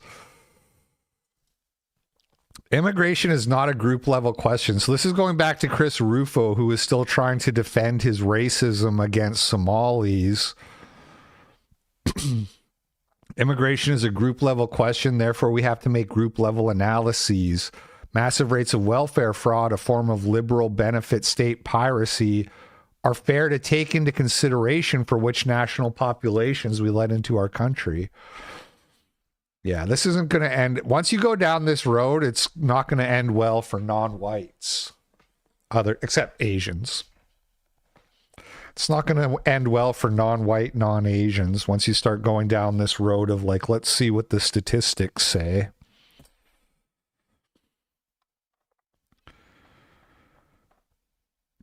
People rightly abhor the Chinese Exclusion Act. What year is it? The Chinese Exclusion Act. Lomez says he's lying, by the way. Only 15% of immigrants are selected on skill or any merit consideration. About 50% are chain migrants. The rest are refugees or winners of lottery programs. And then Allison sent me this, the U.S. Diversity Visa Lottery. The U.S. government's Diversity Visa Lottery, also known as the Green Card Lottery, offers a chance to apply for up to 55,000 immigrant visas annually. The visas are randomly awarded to people from countries with low historical immigration rates to the U.S. What an absolutely bizarre... They reversed one of the fraud decisions. Crazy. One of the Boston Bombers came in through one of these lotteries. It's so insane. Hey, man, we'll just roll the dice and let random people come live here because they're from a country where we don't have enough people from. We need more people from Burkina Faso. We need more people from Lesotho. Why? To diversify. We need to diversify the population. Why?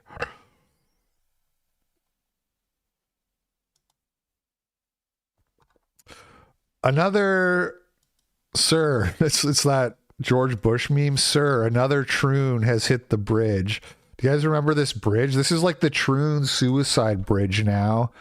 And this guy is the third guy to post on Twitter that he's taking the jump. This is the end. For context, I've been exposed as a pedophile for allegedly grooming two 14-year-olds, so I'm ending it all. So let me get this straight. The pedophile part isn't alleged, but the grooming is. Guys, I've been exposed as a pedophile for allegedly grooming. And then he posts a Google file, a Google Drive file called Emma's suicide note. And then Google took it down. Bum bum bum ba da da da da da da da. 32 million Twitter impressions. No one can even read your suicide note. Who must go? Here's a tweet from the guy.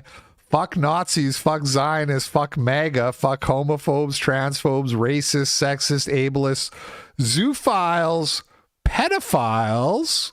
Whoa, what? Fuck pedophiles? That's a little hypocritical. Fuck pedophile. That seems a little hypocritical considering you are a pedophile. Fuck all hateful bigots. Maybe he meant pedophobes and zoophobes. Fuck ableists. Whoops. There she is. There she is. We'll miss her. What's her name? Emma? We barely knew you, Emma. Look at this. This guy really did the most. So he's on the bridge, right? He's like, okay, I'm going to jump. And then turns it into a thread with 6 tweets. He's like, I just picture this guy standing up on the bridge. Be like, one more tweet in the thread before I go. Yeah. Can you imagine if he did a cannonball? It'd be like a tsunami. Look at this guy. These aren't bad final songs to describe me. 1990s to 2000s. Creep by Radiohead. Dude was like, I want to go out as the world's biggest cliche.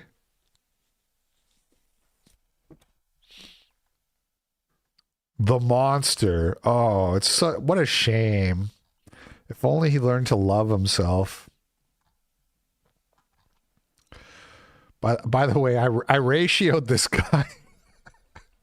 I ratioed this guy on his suicide post. He put, "That's a prettier view than I expected. She was so right.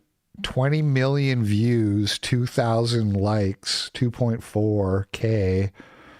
And I said, we need to award this bridge a medal or something at this point. 15,000 likes. 15,000 likes. I understand that OP was a pedophile, but what did Charlotte ever do other than just being trans? Who? I was torn between being like who and being like, whoa, he's a pedophile too? That's even better. But I felt like that joke would go over more people's heads. I know that this guy was a pedo, but the other were just trans. Like, whoa, he was also a pedo? Based.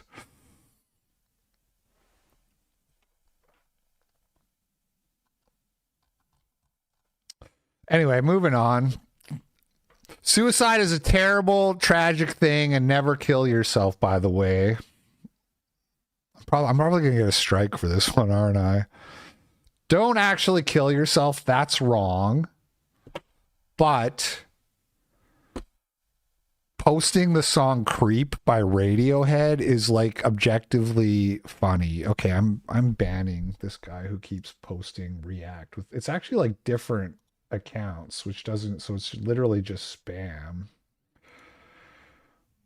Banned.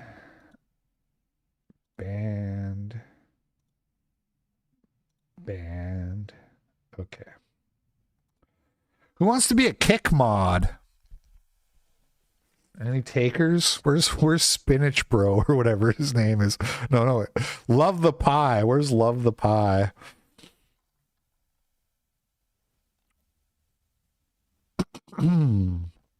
Puberty blockers lower IQ. Libs of TikTok, remember when the media blamed me for a non-binary Oklahoma student committing suicide? I do vaguely remember this story, actually, because this was back when Libs of TikTok, they were still trying to like take her down. It was before they gave up, before Elon took over Twitter, I'm sure, even.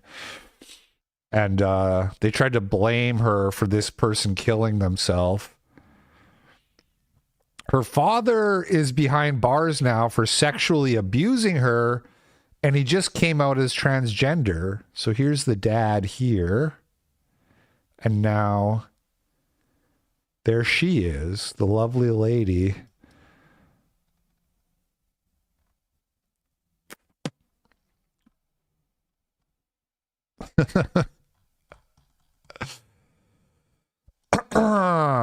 Unemployed son dressed as dead mom to collect her pension in Mrs. Doubtfire scam while hiding her body at home. So this is the son. This is the son in makeup, and this is the mom. Isn't that crazy? Honestly, he did a really good job, you have to admit.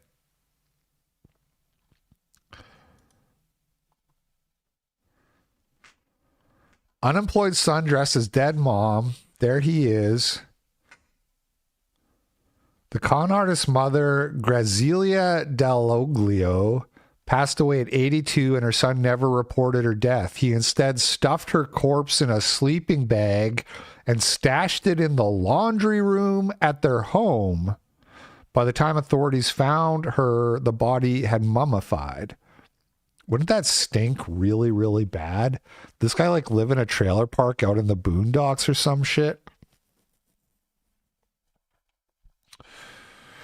With his mother's pension and a property portfolio of 3 houses, the son was able to pocket roughly $61,000 annually.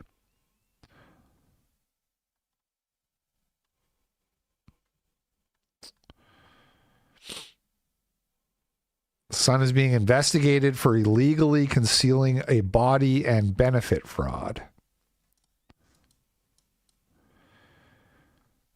Okay, and that brings us to our Blacktivities section for the day.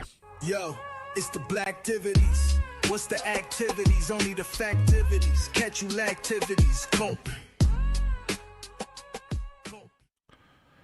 So this girl, Bethany McGee, was set on fire. She's become kind of the cause du jour for this, black on white crime. She was set on fire on the subway or whatever, the train, Chicago train, by this guy, Lawrence Reed, who had 72 prior arrests. 72.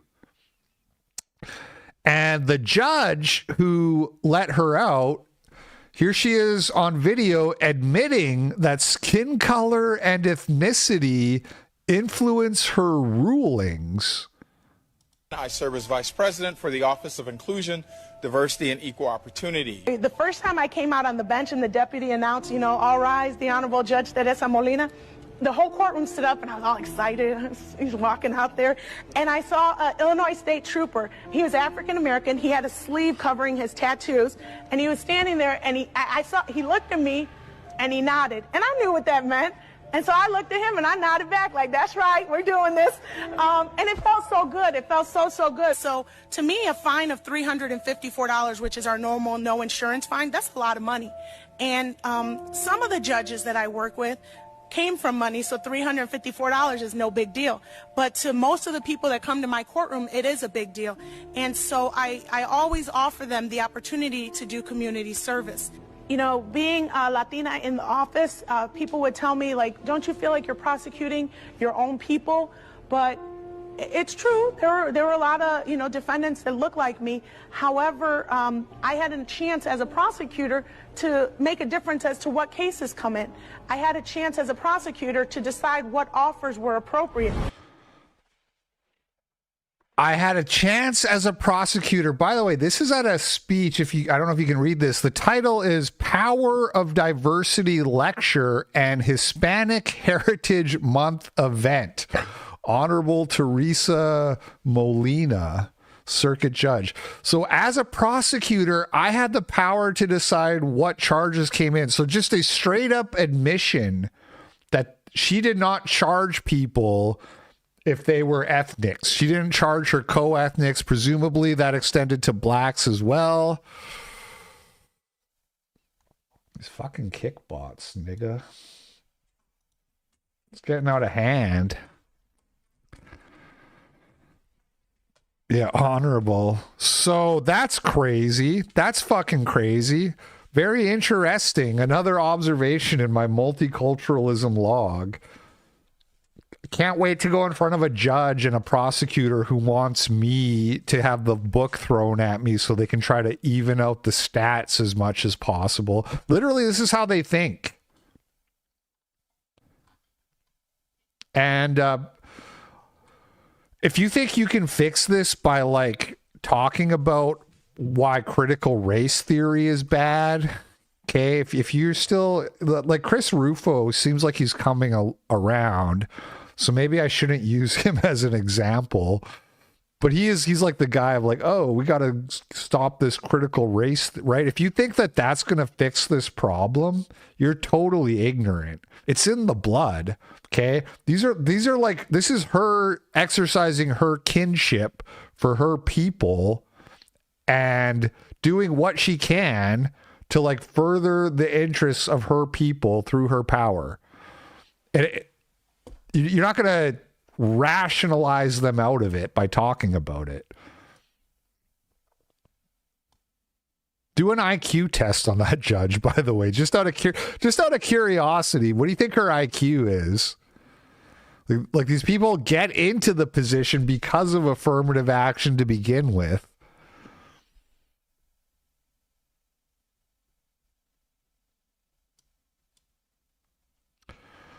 Minnetonka man accused of sexually assaulting teen girl on Rochester Trail. 27-year-old Ochan Omot Ochogi of Minnetonka is charged with one count of third-degree criminal sexual conduct.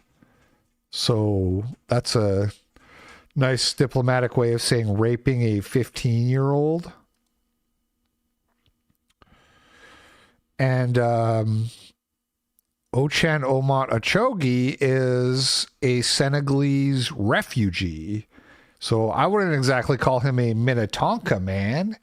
He's a refugee from Sudan. And he's out here raping kids. A lot of these stories, they could either go in the Blacktivities or the Vibrant Migrants. There's a definitely an overlap with these black foreigners. Racist drunk driver. How do I make you a mod? How do you do that? Hold on. Ban, timeout, gift sub, mute, heart.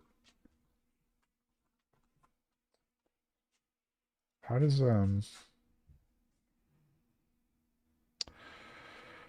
I'll come back to that. I don't even know how to mod people on Kick.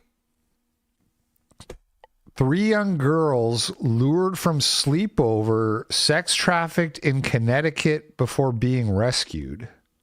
These are 6 of the 7 men charged in this sex trafficking case, 3 of them in their mid-30s. Raheem Jones is 50. In their arrest warrants, the victims and family members detail the horrific weekend in May and the miraculous rescue by 2 of the girls' aunts.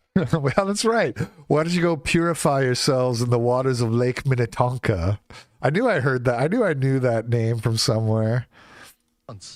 Police claim the 14-year-old girls agreed to meet up with one of the men, were picked up by 3, and brought to this home on Ridgefield Street in Hartford.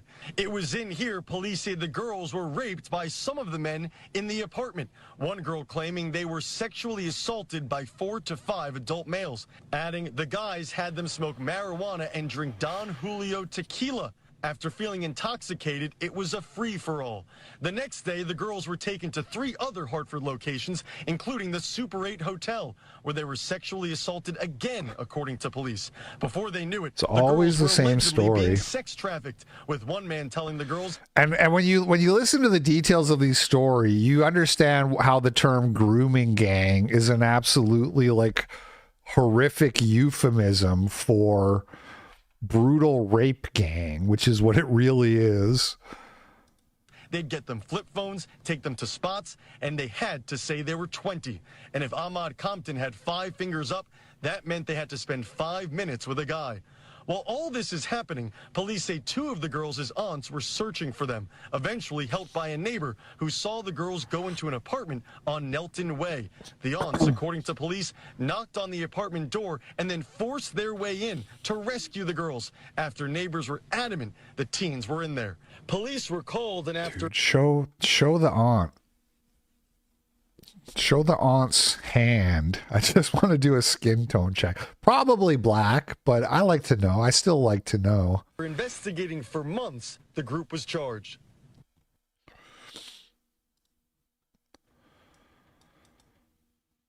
All right, this one's a little older. This is from a month ago, but I didn't hear about it. Charlotte activists took advantage of the homeless to steal millions, feds say. We are live at 5 o'clock. We start out with breaking news tonight. A Charlotte activist is under a federal investigation accused of taking advantage of homeless people to defraud Medicaid. I'm Scott Wickersham. And I'm Hannah Getz. Chopper 9 Sky Zoom captured investigators at 2 properties owned by Cedric Dean. Now, Dean has been well documented through the years. He is the founder of Save Sons Against Violence Everywhere. He's also a self-proclaimed homeless advocate. Dean says he has bought single-family homes to turn into group homes and that he ran a program at this hotel where he says he tried to provide food, shelter, and treatment for people in need. Well, now court documents say Dean obtained Medicaid information from people at some shelters and then turned that into money for himself. Channel 9's Joe Bruno is live tonight at the federal courthouse. Joe. Well, feds here say that Cedric Dean would only give homeless people housing or meals if they provided him with their Medicaid information. You might recognize Dean from some of our past Medicaid stories. fraud. He claims that he's an advocate for the homeless, but now he's accused of using the homeless for his own personal gain.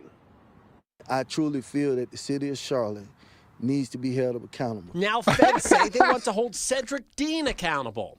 In June, we met to... Wait, the city needs to be held accountable?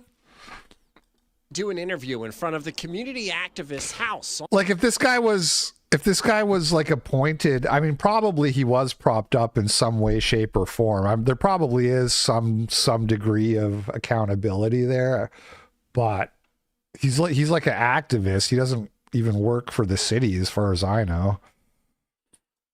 On Youngblood Road in the Palisades neighborhood. Today, and it just the reason I laughed is because it just comes across as like, how can we milk the taxpayers even more? You know what I mean? So all the Medicaid fraud, that's paid by the taxpayers. This guy going to jail, if he even does, that's covered by the taxpayers and his trial and everything. And then also the city has to pay the victims, which is covered by the taxpayers. Paid a visit. They want the government to seize it, saying he bought it with money tied to a health care and Medicaid fraud scheme. Feds say they spoke to 8 witnesses who either worked or lived in one of Cedric Dean's properties, and they told investigators that Dean and his workers would get Medicaid information from people living on the street or in homeless encampments. Feds say Dean used that information to submit claims for services that were not provided. In one case, they say he claimed... Remember how like Luigi killed that guy, right? The whatever it was guy. And then everybody said like, oh, they used AI to like do claims and deny claims. And it's like, what? Well, what the fuck are they using at Medicaid? Because maybe it should be AI.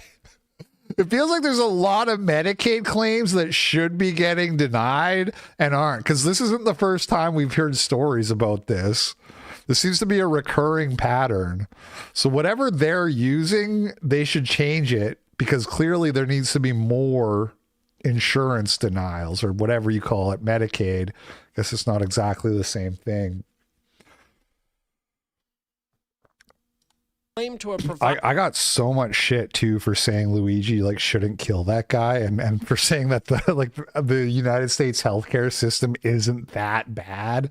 I got so much shit, and it's like, well, I'm just, if you compare it to other countries, it's just not that bad. I don't want to rehash the whole thing, but you know, and then Brandon Buckingham has a fundraiser, and I saw somebody tweet and be like, we're a first world country, why do we need to cover people's like Medicare costs or whatever? And it's like, that's like his family can get by while he doesn't work. That's not healthcare exactly. That's just charity for a guy who can't work for a while. Provided 54 services for someone who was dead. Feds say Cedric Dean Holdings billed the Medicaid program at least $14.5 million from September 2024 to June 2025, and that's like 8 months. This guy was making like $1 million a month. I don't know, my math's a little bit off. 9 months, whatever that works out to. Quick Mensa math. If it's 9 months, that's still $1 million a month. This graphic provided in court documents shows how some of the money was routed to accounts that were used to pay for cars and houses. Those houses included the Youngblood property, a house on McChesney Drive in the Highland Creek area, plus 2 homes in Shelby.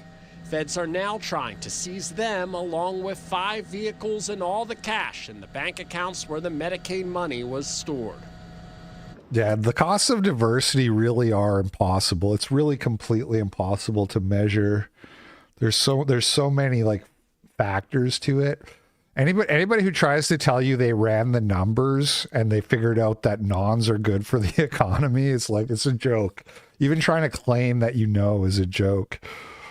The feds are also pointing out Dean's income. They say from 2018 to 2024, he earned a total of $164,000. But then last fall and winter, his income increased to $10,000 a week. Now, it is important to note that he is not facing any criminal charges at this point. That investigation is still ongoing. I reached out to Cedric today, but he did not message me back. No Reporting criminal live in Uptown, charges. Joe Bruno, Channel 9 Eyewitness News. All right, Joe, thank you. Now, Cedric Dean has already spent more than 28 years in prison in 2 separate convictions. At age 16, he was convicted of robbery and spent 5 years in state So he hasn't prison. been charged? He was later convicted of selling crack cocaine and spent time in federal prison before being released in 2017.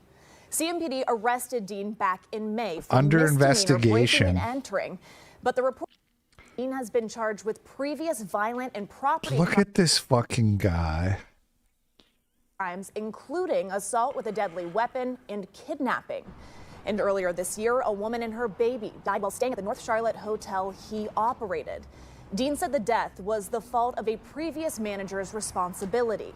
He also used This guy is like a real life version of one of the GTA characters, like when you play a Jack Black GTA character, like this is like what it looks like in real life. People died a Fayetteville at his hotel. He's just like a thug. He's a thug, but he's like buying up properties, running big fraud scams and shit. to help the homeless, and that one was shut down for permit issues. Now, Medicaid fraud can be What is it, San Andreas? This is like real life San Andreas. Okay.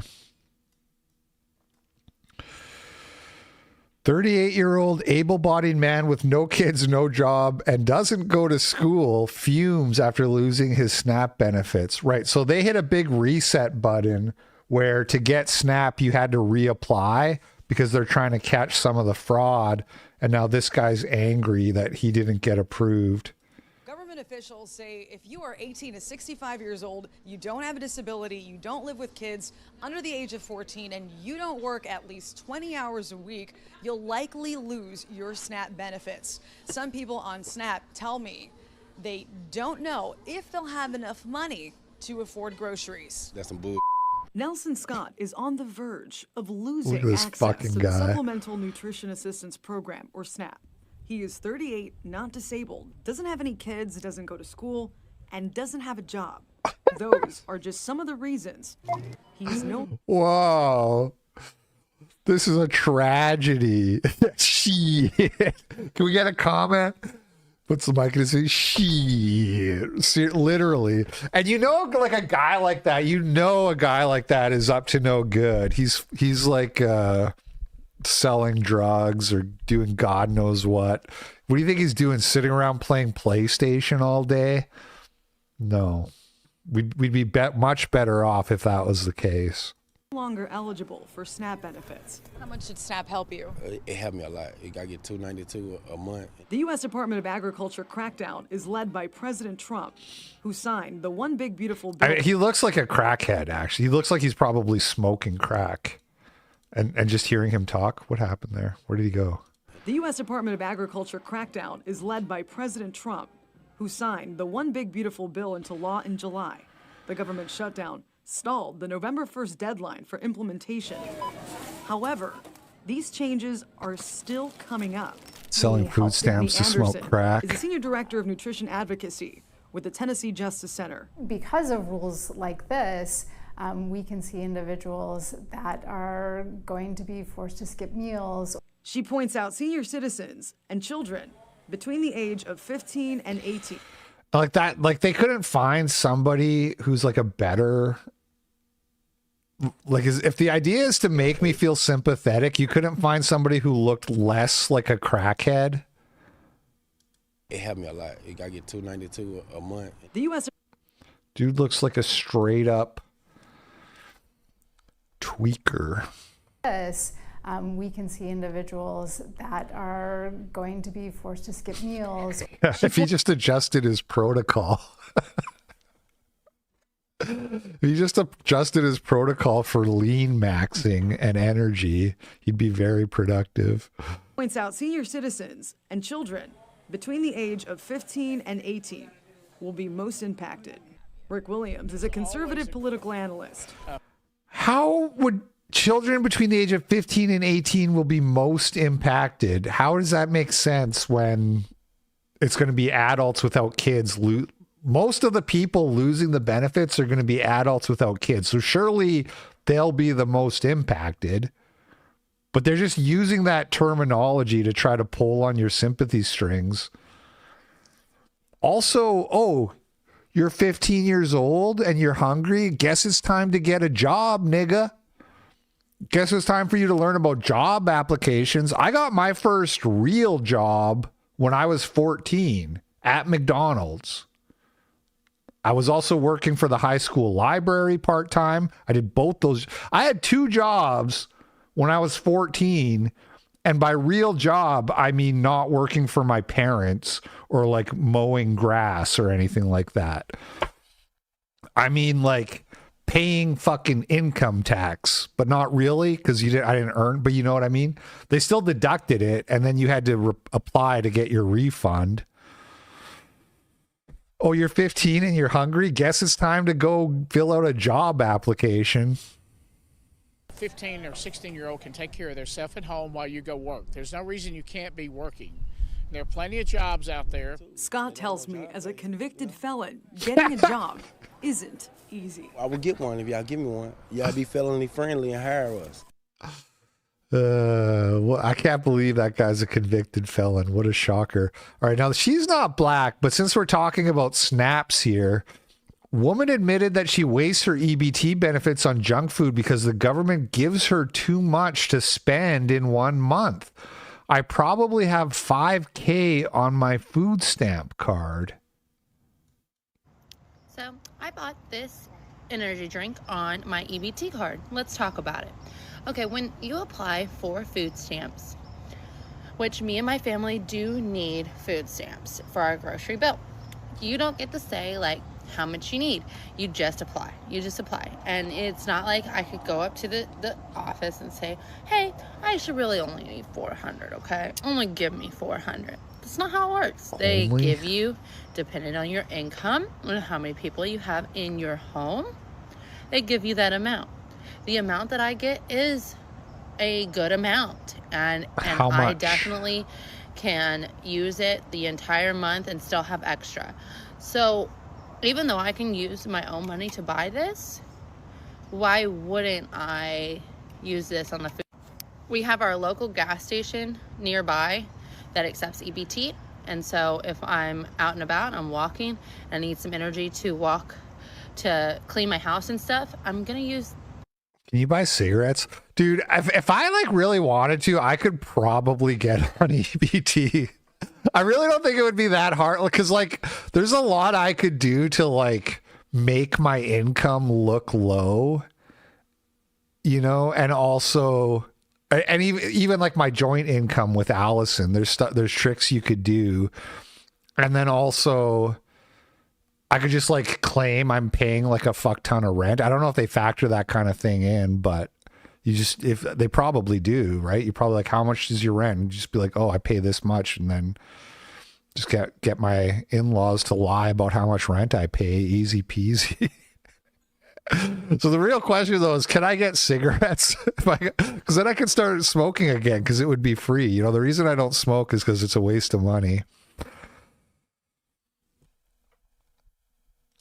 My EBT to use this, because I'm going to have extra anyways, and they roll over. So I'm just going to have a crazy amount if I just keep. They keep barcodes taped to the counter to scan so Hums can buy beer or smokes, and they ring up milk and bread. Interesting. So it's all about just going to like a little ethnic bodega. Got it. Taking notes. Not spending it on the energy drinks. And you know, it probably won't be like this forever. You probably won't be able to buy junk forever or whatever. And I gotta feed these kids. So I'm just enjoying it while I can. And then I'll just have a crazy extra amount every single month. And then at some point in the summertime, if they cancel all junk and all that or whatnot by January, say, or whatever, and I can't buy it, and I have to buy it with my regular money, my cash. So then by June or July. Yeah, okay, we get it.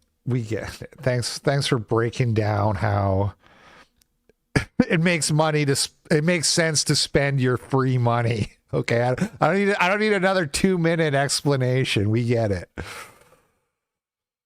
North Carolina man accused of setting woman on fire for not getting him a beer. Well, in Jackson County, North Carolina, in the town of Silva, police say a man was arrested after setting a woman on fire. They say it happened Friday on Chipper Cove Road when they were called to a domestic dispute. Well, police say they learned Patrick Tyson and a woman had an argument. Police say the woman told him he would set her on fire if she did not get him a beer. They say Tyson Understandable, honestly. grabbed a bottle of alcohol and poured it on the floor and on the couch where the woman was sitting, and then lit it on fire. The woman's shirt was burned, but she didn't have any physical injuries. Tyson was arrested with felony assault with a deadly weapon, felony first-degree arson, along with other charges. I wouldn't say base, but, you know, understandable. We've all been there. We've all done that at some point. 3 teens arrested in connection with October murder in downtown Jacksonville. Tonight, 3 teenagers are now charged in a brutal attack that left a man dead in downtown Jacksonville.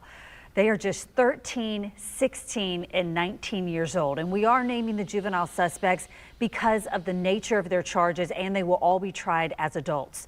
Our Cindy DeShawn has been digging through arrest reports tonight to uncover what happened in the hours leading up to this savage attack, Sydney.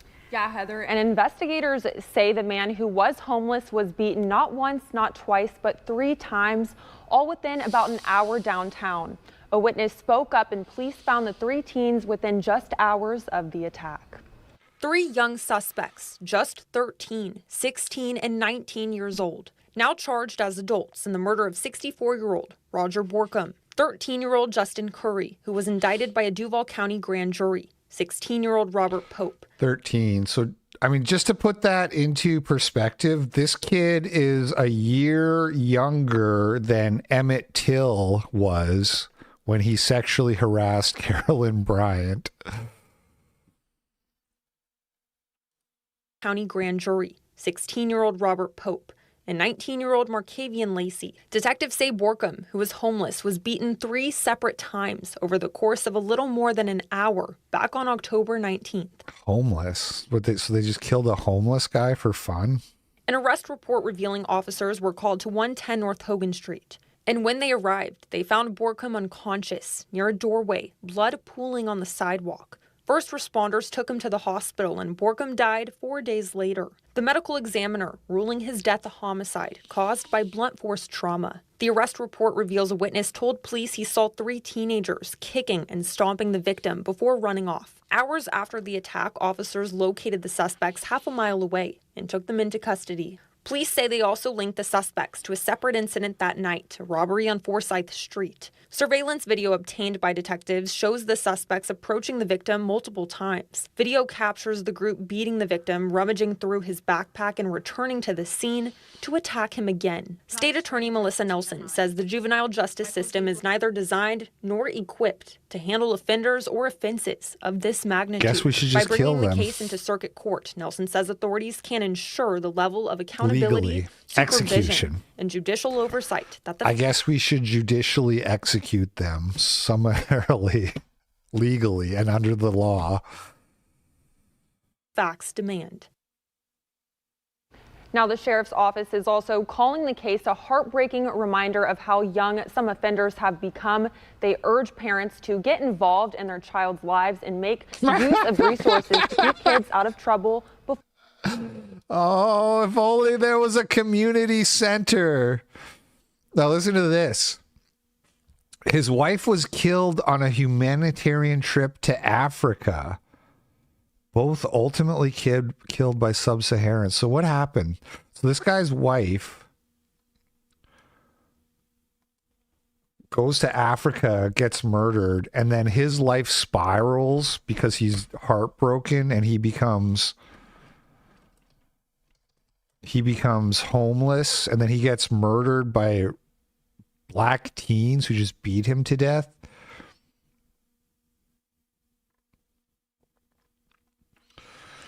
This is like Daily Wire should make movies like stories like this, or whatever, Angel Studios or whatever. If you want to be like a right-wing studio, stop making fucking feel-good boomer slop and have a movie like this, and the opening scene is like based on a true story, you know, and then it just tells the story of how like she goes to Africa, she gets like raped and murdered, his whole life spirals, and then he's like a homeless drunk on the streets, and then a different gang of black teens. It's not funny. I'm sorry. It's not funny. I don't know where the story of the wife is. We'll just have to take his word for it.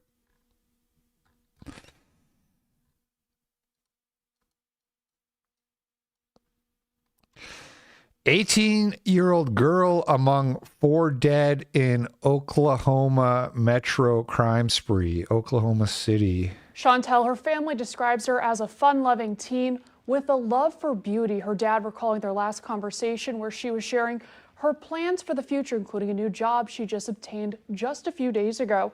He said with those plans cut short, now the family's coming together to ask the community for help and giving her the proper farewell they say she deserves.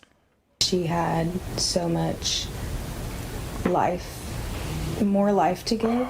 Early Saturday morning is when family of 18-year-old Serenity Sandra Renee Burton learned she was shot inside her apartment in Moore. What I was telling myself was that it wasn't fatal. And I just rushed over there to see what had happened. Her family says Serenity was one of 4 people.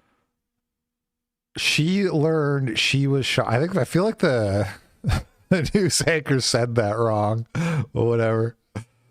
Killed in Saturday's. She learned she was shot. Or wait, Serenity Sandra Renee Burton. She's talking about the mom or whatever. I don't know. Anyway. Crime spree that started in Moore and ended in Oklahoma City. She lived with her boyfriend and the 34-year-old suspect, who shot them both.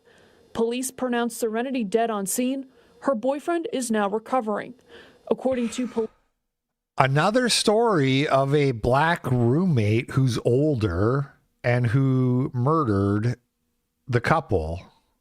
What, jealous? Jealous because he was jealous, probably. Just like the other story we looked at yesterday.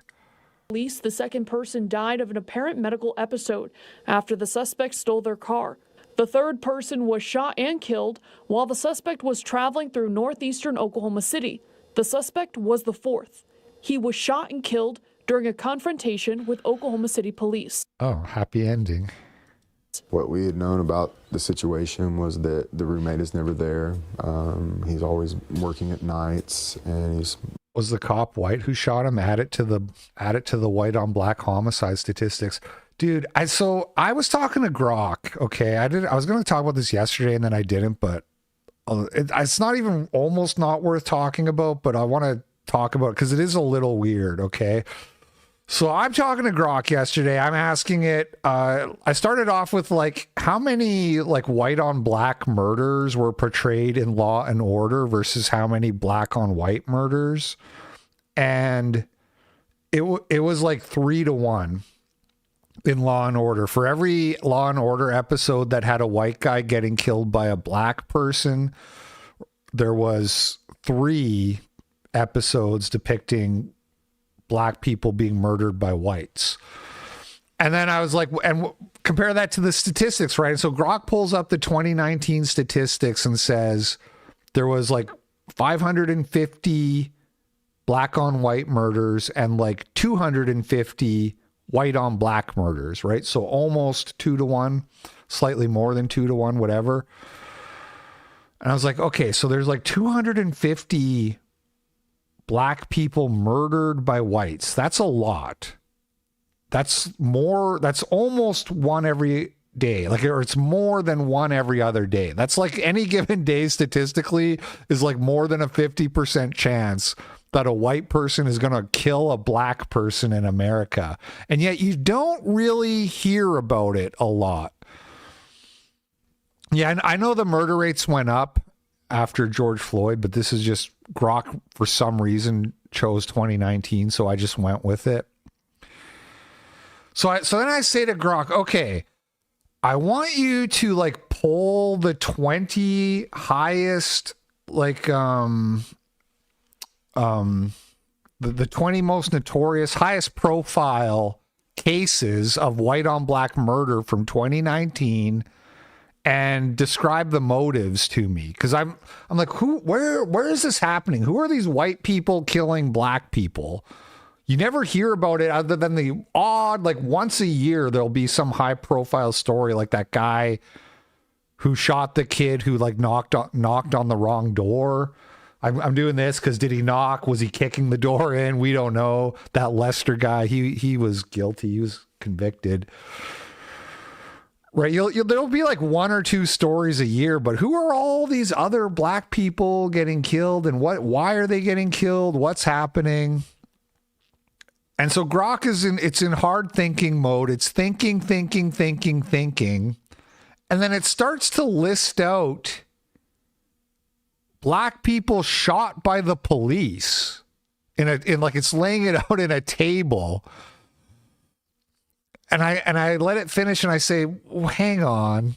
We're talking about murders here. These are justified police. Like literally, I was like, I looked at the first example. I said, Grok, was that cop convicted? Because you made it, you in the table, it says she charged at him with a knife. And Grok's like, no, that wasn't a murder, and the cop was never charged, right? And so then I said, okay, can you give me the motives for the highest profile 20 murders from 2019 that are white on black and that don't involve police doing the killing? And Grok's thinking.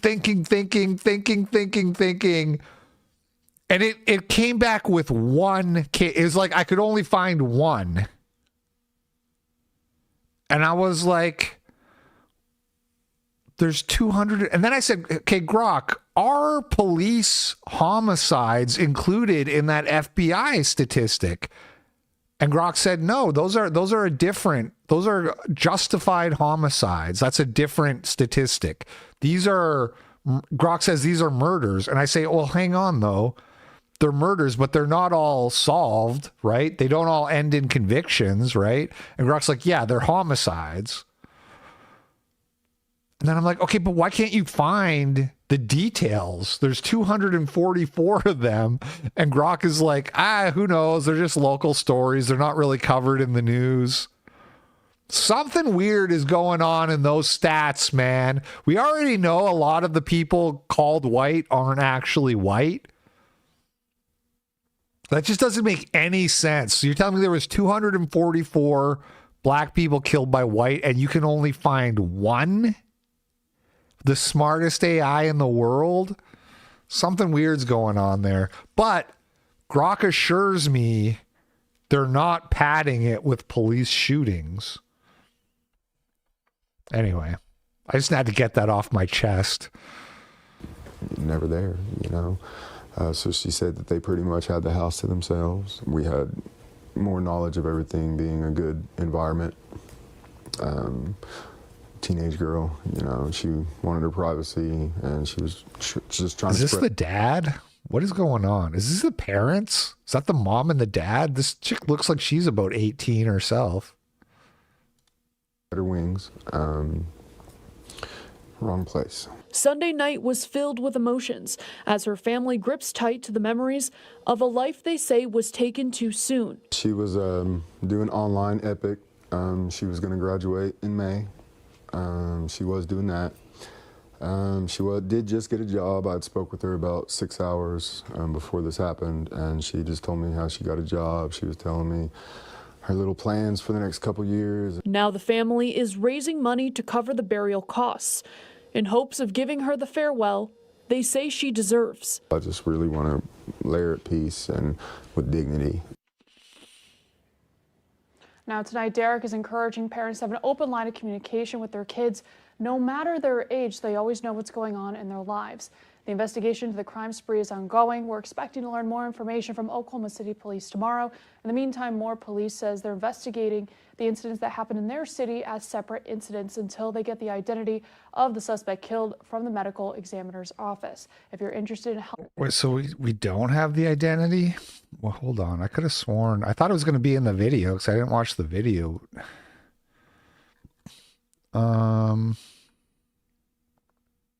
No, not that one.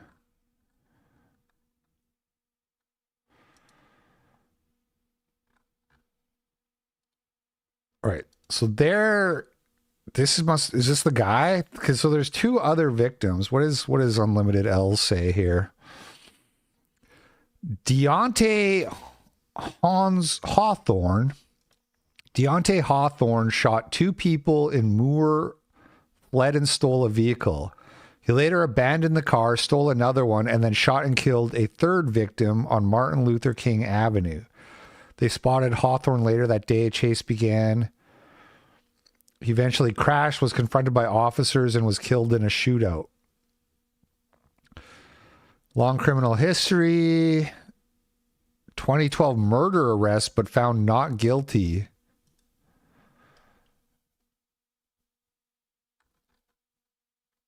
So who are the other two victims?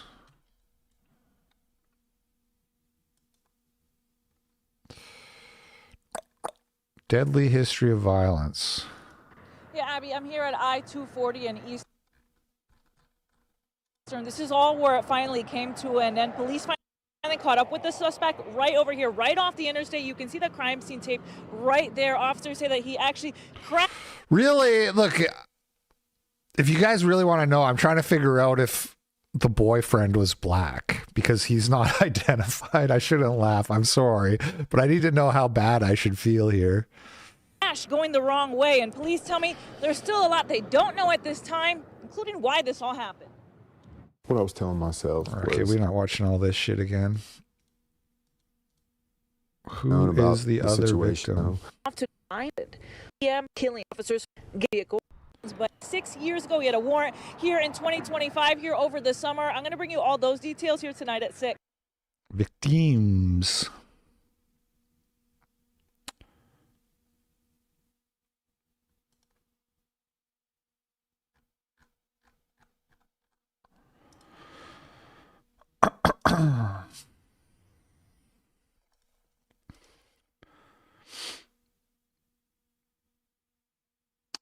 Well, it's a mystery.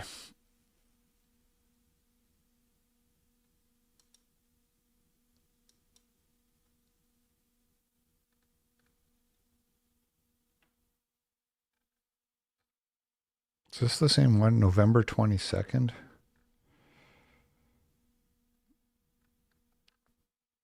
Deontay Hawthorne.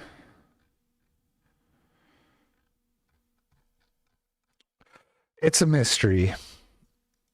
Moving on.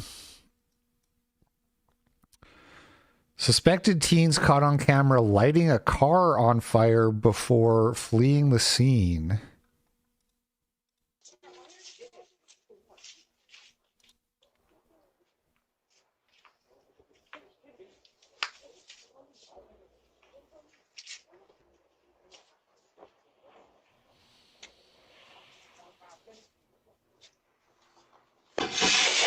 What the fuck?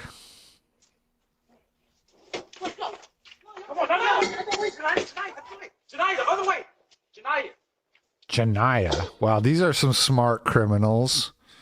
They don't even use code names. Janaya. Other way.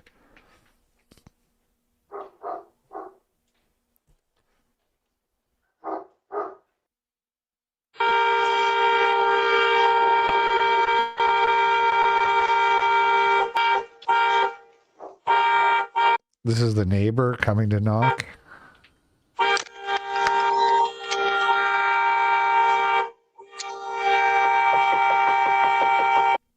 It's loud.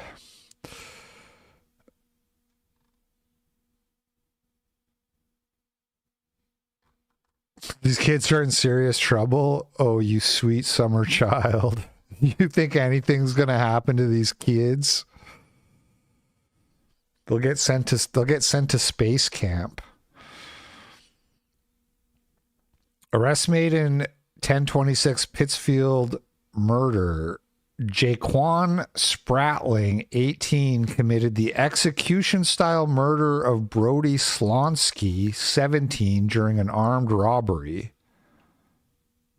Sergio Ponce, 17, mugshot classified, was also arrested.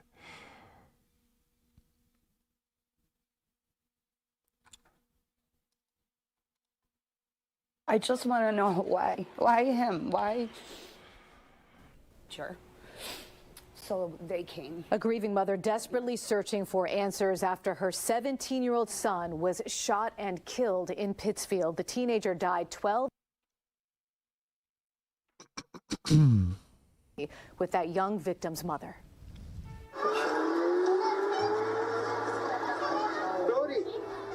From the time he could walk, Brody Solonsky always wanted to play sports. Biddy ball, soccer, indoor soccer. Amy Solonsky says her son was quiet. He kept to himself, but he was also very witty and could talk to anyone. The Taconic High School senior was a skilled golfer and bowler. He was recognized by the mayor of Pittsfield. He also worked full-time at Subway. I wish I could have some clarity. I don't know if that will even help. The 17-year-old was shot and killed October 26th around 6:15 in the evening. The Berkshire District Attorney's Office says Brody was shot while inside a car on Franco Terrace in Pittsfield. The car then crashed into a tree at the end of that road. Brody's name is etched into the wood now. Friends and loved ones have left mementos to honor him: flowers, candles, and welding gloves. Brody was studying metal fabrication. Amy drove right by that crash scene that day, not knowing it was her son in that car. I went to go get some food and I passed that big X. I didn't know what it was. And it was my son. Several hours later, Pittsfield police officers were at her door saying Brody had died. What?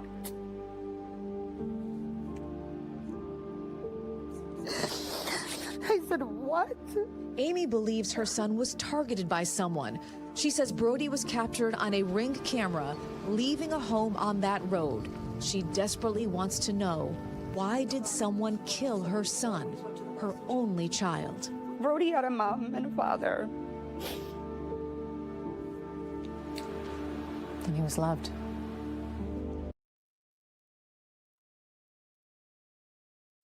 Cool.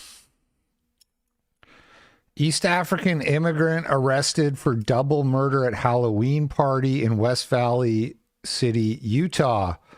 Police say Giannis A. Mukhtar, 19, mugshot classified, as part of a gang that murdered Javon Welcher, 19, and an unnamed 17-year-old female. West Valley City is less than 3% black. In 2021, Utah Republicans banned mugshots statewide to pander to the extreme Black Lives Matter movement and intentionally obfuscate the wildly disproportionate amount of violent crime committed by blacks in Utah.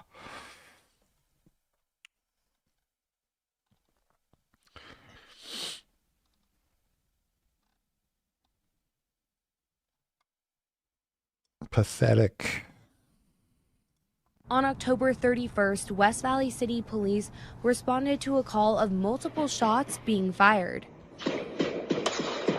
Well, last night about probably 11:30, 12 o'clock, we was watching the TV, the cops show, and all of a sudden I heard bang, bang, bang, bang, bang. Bob and his wife Marie were spending Halloween inside of their home. It wasn't a nice, normal, calm night.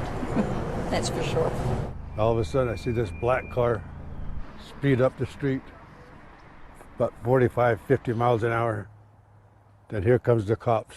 I mean, they was just all over the place. West Valley City Police said dozens of adults and teenagers were at a Halloween party at 2584 West Westshire Circle, where a fight broke out between people inside of the house, then led into a street nearby. I have no idea where they came from, but here's where they ended. They say multiple parties began shooting at one another, then some of them took off. There was so many kids running around. They was getting in that black car, then this white car right here. There was two kids underneath that bush right there. Then they all started running down to the circle. Police say minutes later they heard from Murray police about a car crash near 5300 South and State Street in their area.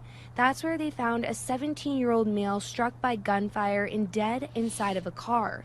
A 15-year-old female who arrived at the hospital was also shot and is in critical condition. I spoke with the hosts of the party, two brothers. They told me about 30 to 40 people were over and that they had planned to have a chill party. Bob tells me he could hardly believe the chaos. Shocked. Shocked. It just doesn't happen right here. West Valley. I'm sure the 17-year-old white girl was shooting guns at these guys.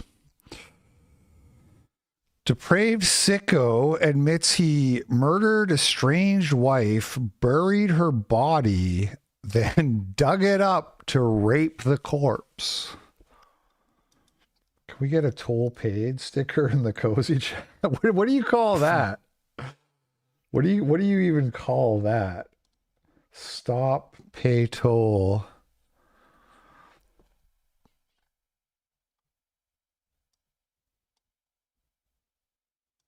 New details in the case of that missing Simi Valley mom. The Ventura County DA is now formally charging her ex-husband with murder and filing an enhancement that he allegedly used a knife to take her life. Christina Gonzalez, she's live in Ventura with the very latest for us tonight. Christina. Yeah, that is one of two enhancements in the case against 25-year-old Sarbab Ali. He is charged in the murder of his ex-wife. Let's go to the video. 25-year-old Rachel Castillo. She is also the mother of their two young children. She had disappeared, you may remember, from her Simi Valley apartment last week, an apartment that was left covered in blood. Her body was found this weekend in a remote location in the Antelope Valley. Ali arrested this weekend. He was supposed to appear today in court, but did not. He is being held on a level 1 hold. That is usually reserved for people who are suicidal. But he has been charged again, 2 special allegations. Listen. With respect to the murder count, we charge it in the first degree, that the defendant acted in a premeditated, willful, and malicious manner. The 2 special allegations are as follows: that in the commission of the murder, he used a deadly and dangerous weapon, specifically a knife. We have also alleged a special circumstance that prior to and during the commission of the murder, he is alleged to have laid in wait. You know, it's the first time we hear about the lying in wait, which takes it to a whole completely different. Lying in wait. And what about digging up the corpse and having and violating the corpse? I guess they didn't know about that part yet when this video was made. Of course it does, but this is a horrific crime, and all we can hope for is that justice is served. Bobby will spend the rest of his life in prison, followed by eternal damnation when he passes. That's what we hope for. Now, his arraignment has been postponed till tomorrow. He should be in court tomorrow at 6 o'clock. You're going to hear from his parents. That was actually able to stop and talk. Just to confirm that I am a monster, I raped her, he confessed in a distressing police interview. He returned in the middle of the night to dig up her body and abuse the corpse. If I didn't commit to being a monster, then she would have died for no reason. Smartest black Muslim, whatever. What is this guy? Zerbab Ali. What are we dealing with here? This guy's like he could be related to Myron Gaines. Sorry, Myron, that's a low blow. But what is he? If I didn't commit to being a monster, then she would have died for no. So you're right. It would have been pointless if you didn't rape the corpse. I've already killed her, but I better rape the corpse or it would all be for nothing. That it tracks. This is the only way I could escape. I wanted her dead. I was angry that she just wouldn't let me move on. Castillo had almost finalized the divorce when she was knifed to death.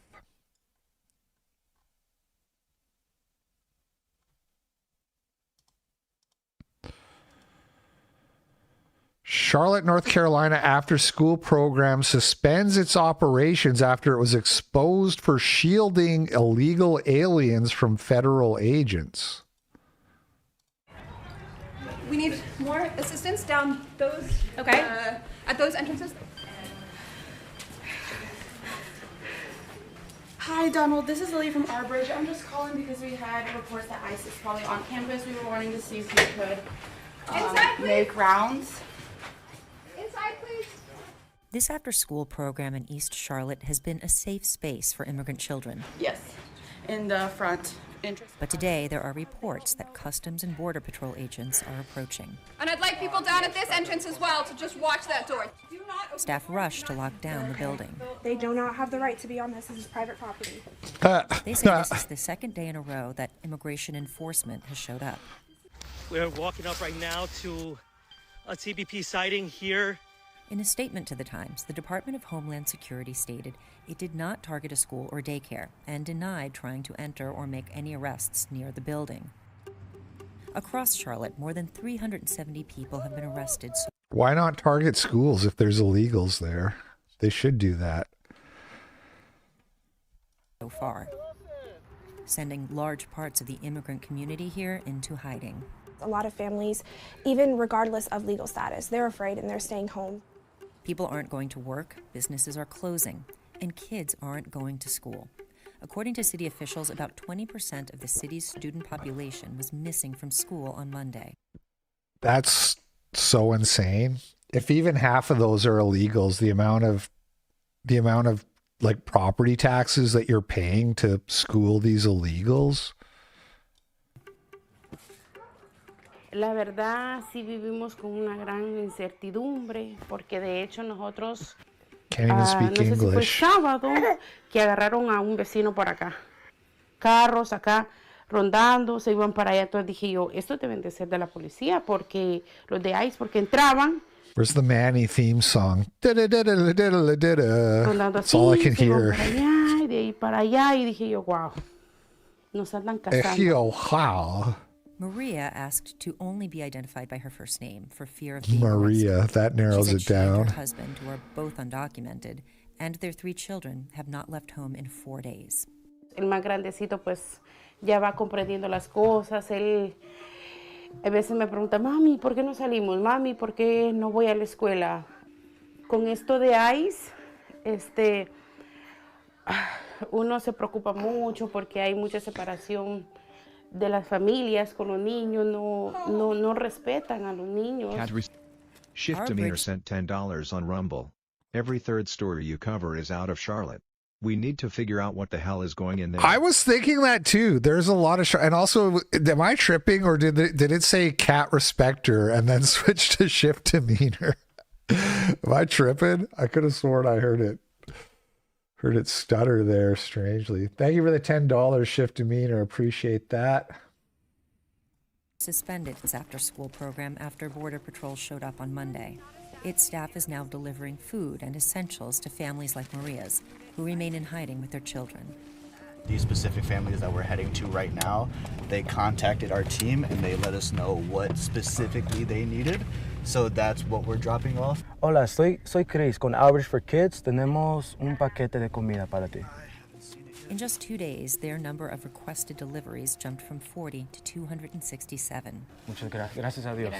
Maria said she doesn't know when the immigration operation will end, but she and her husband will stay home until it does. Al tiempo que tenemos. Can we throw this reporter in jail for aiding and abetting and harboring? Oh, freedom of the press. Tell it to the judge, bitch. Cell door slams shut. I'm just spitballing. Like, I don't know how the Constitution works and all that kind of stuff. I'm just asking questions. Can we put this reporter in jail for trying to make these people seem sympathetic when they can't even speak English?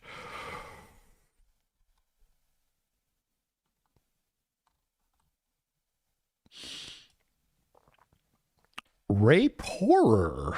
Up to 5 migrants smash into young couple's car and force boyfriend to watch them gang rape his 18-year-old fiance. The gang dragged the naked teen out of the car away from her boyfriend as he screamed and begged for help. Dude, 18-year-old fiance is like the most wholesome thing I've heard in like the last 10 years. But not so much when you zoom out and look at the rest of the context of this story.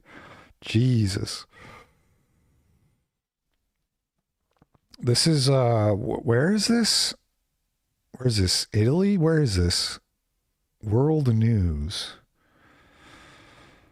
Tor Tre Tiosti, a calm park in the eastern part of Rome. Yeah, it is in Italy. This is in Italy. In Rome. Within minutes, the gang surrounded the pair, savaging the vehicle in a crazed outburst. The migrants first went for the 24-year-old man after smashing the window and dragging him out the car. Then they forced the naked woman out of the... Oh, so they were having sex in the car? Is that... Reportedly naked during the incident. Okay. So they saw a naked white girl and they just went insane. They went crazed. It was a sexual emergency. They were having a sexual emergency. It was a cultural enrichment shipment. They forced the naked woman out of the vehicle in the same way she desperately clutched onto clothing. The man told officers the attackers hauled his fiancée not too far away from the car whilst he was aggressively held back. Begging and screaming for help, the man was then forced to watch his girlfriend be sexually assaulted. The man even threatened them and begged for help, but was not able to break free from the attackers' hostage. After the terrifying ordeal, the migrants immediately left the scene as the Italian couple contacted police. 3 Moroccan men have since been arrested on charges of gang rape and robbery.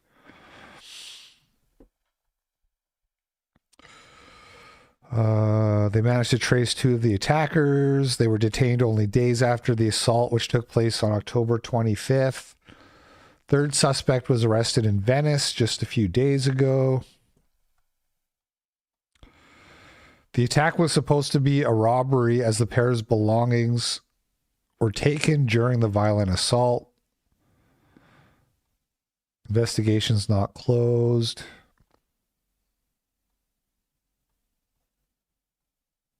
Okay.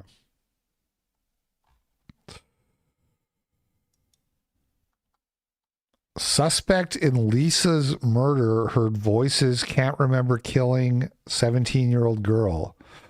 The man suspected of killing 17-year-old Lisa from Abcoude and raping a 30-year-old woman in Amsterdam in August told the police that he heard voices and couldn't remember the nights of the crimes. The prosecutor revealed some disturbing details. The probably 22-year-old man from Nigeria will remain in custody. He will also be... Keds_dead sent $3. It's like a slow film where the teens are up to no good, but then also Jason rapes you. So worse. Oh shit. I mean, they got to live, so I guess it all depends on your perspective, but it's obviously really fucked up and horrific.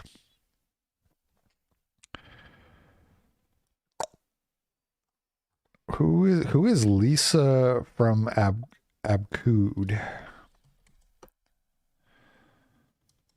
Killing of Lisa from Abcoude. In the Netherlands, a 17-year-old girl named Lisa, she was attacked by an illegal migrant from Nigeria, a suspect in several sexual assault cases.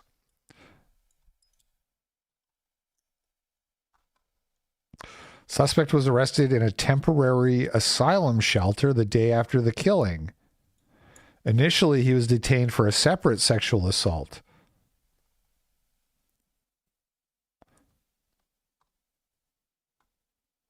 They say as of August 29th, the identity remained unclear. But I guess they just haven't updated the Wikipedia page. There he is. Silent as his trial opens. Chris Jude. I'm sure that's his Christian name. Chris Jude, a presumed 22-year-old Nigerian asylum seeker without documents. Yeah. Something tells me his real name is more like a doctor. Oh, man.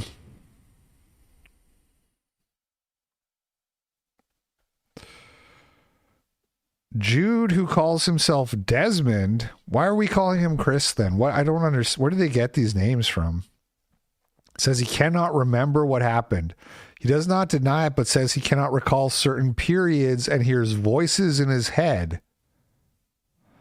The voices sometimes tell him to do things, especially at night.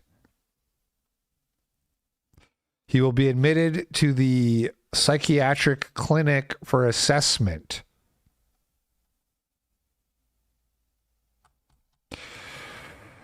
Okay, you guys, that is the show for today. Thank you for watching. Thank you to everybody who sent in the super chats. And we'll be back on Thursday. It is Thanksgiving on Thursday, but you know how it is. Ain't no rest for the wicked. So I will be doing a show. At least that's the plan. There is sickness in the house again. My son has been really sick the last couple days, but I feel fine so far, so assuming I'm not dying, I'll do a show, and I'll see you guys then. You enjoy the rest of your week until I see you. Have a happy Thanksgiving if I don't see you on Thursday, and I will catch you on the flip side. Peace out.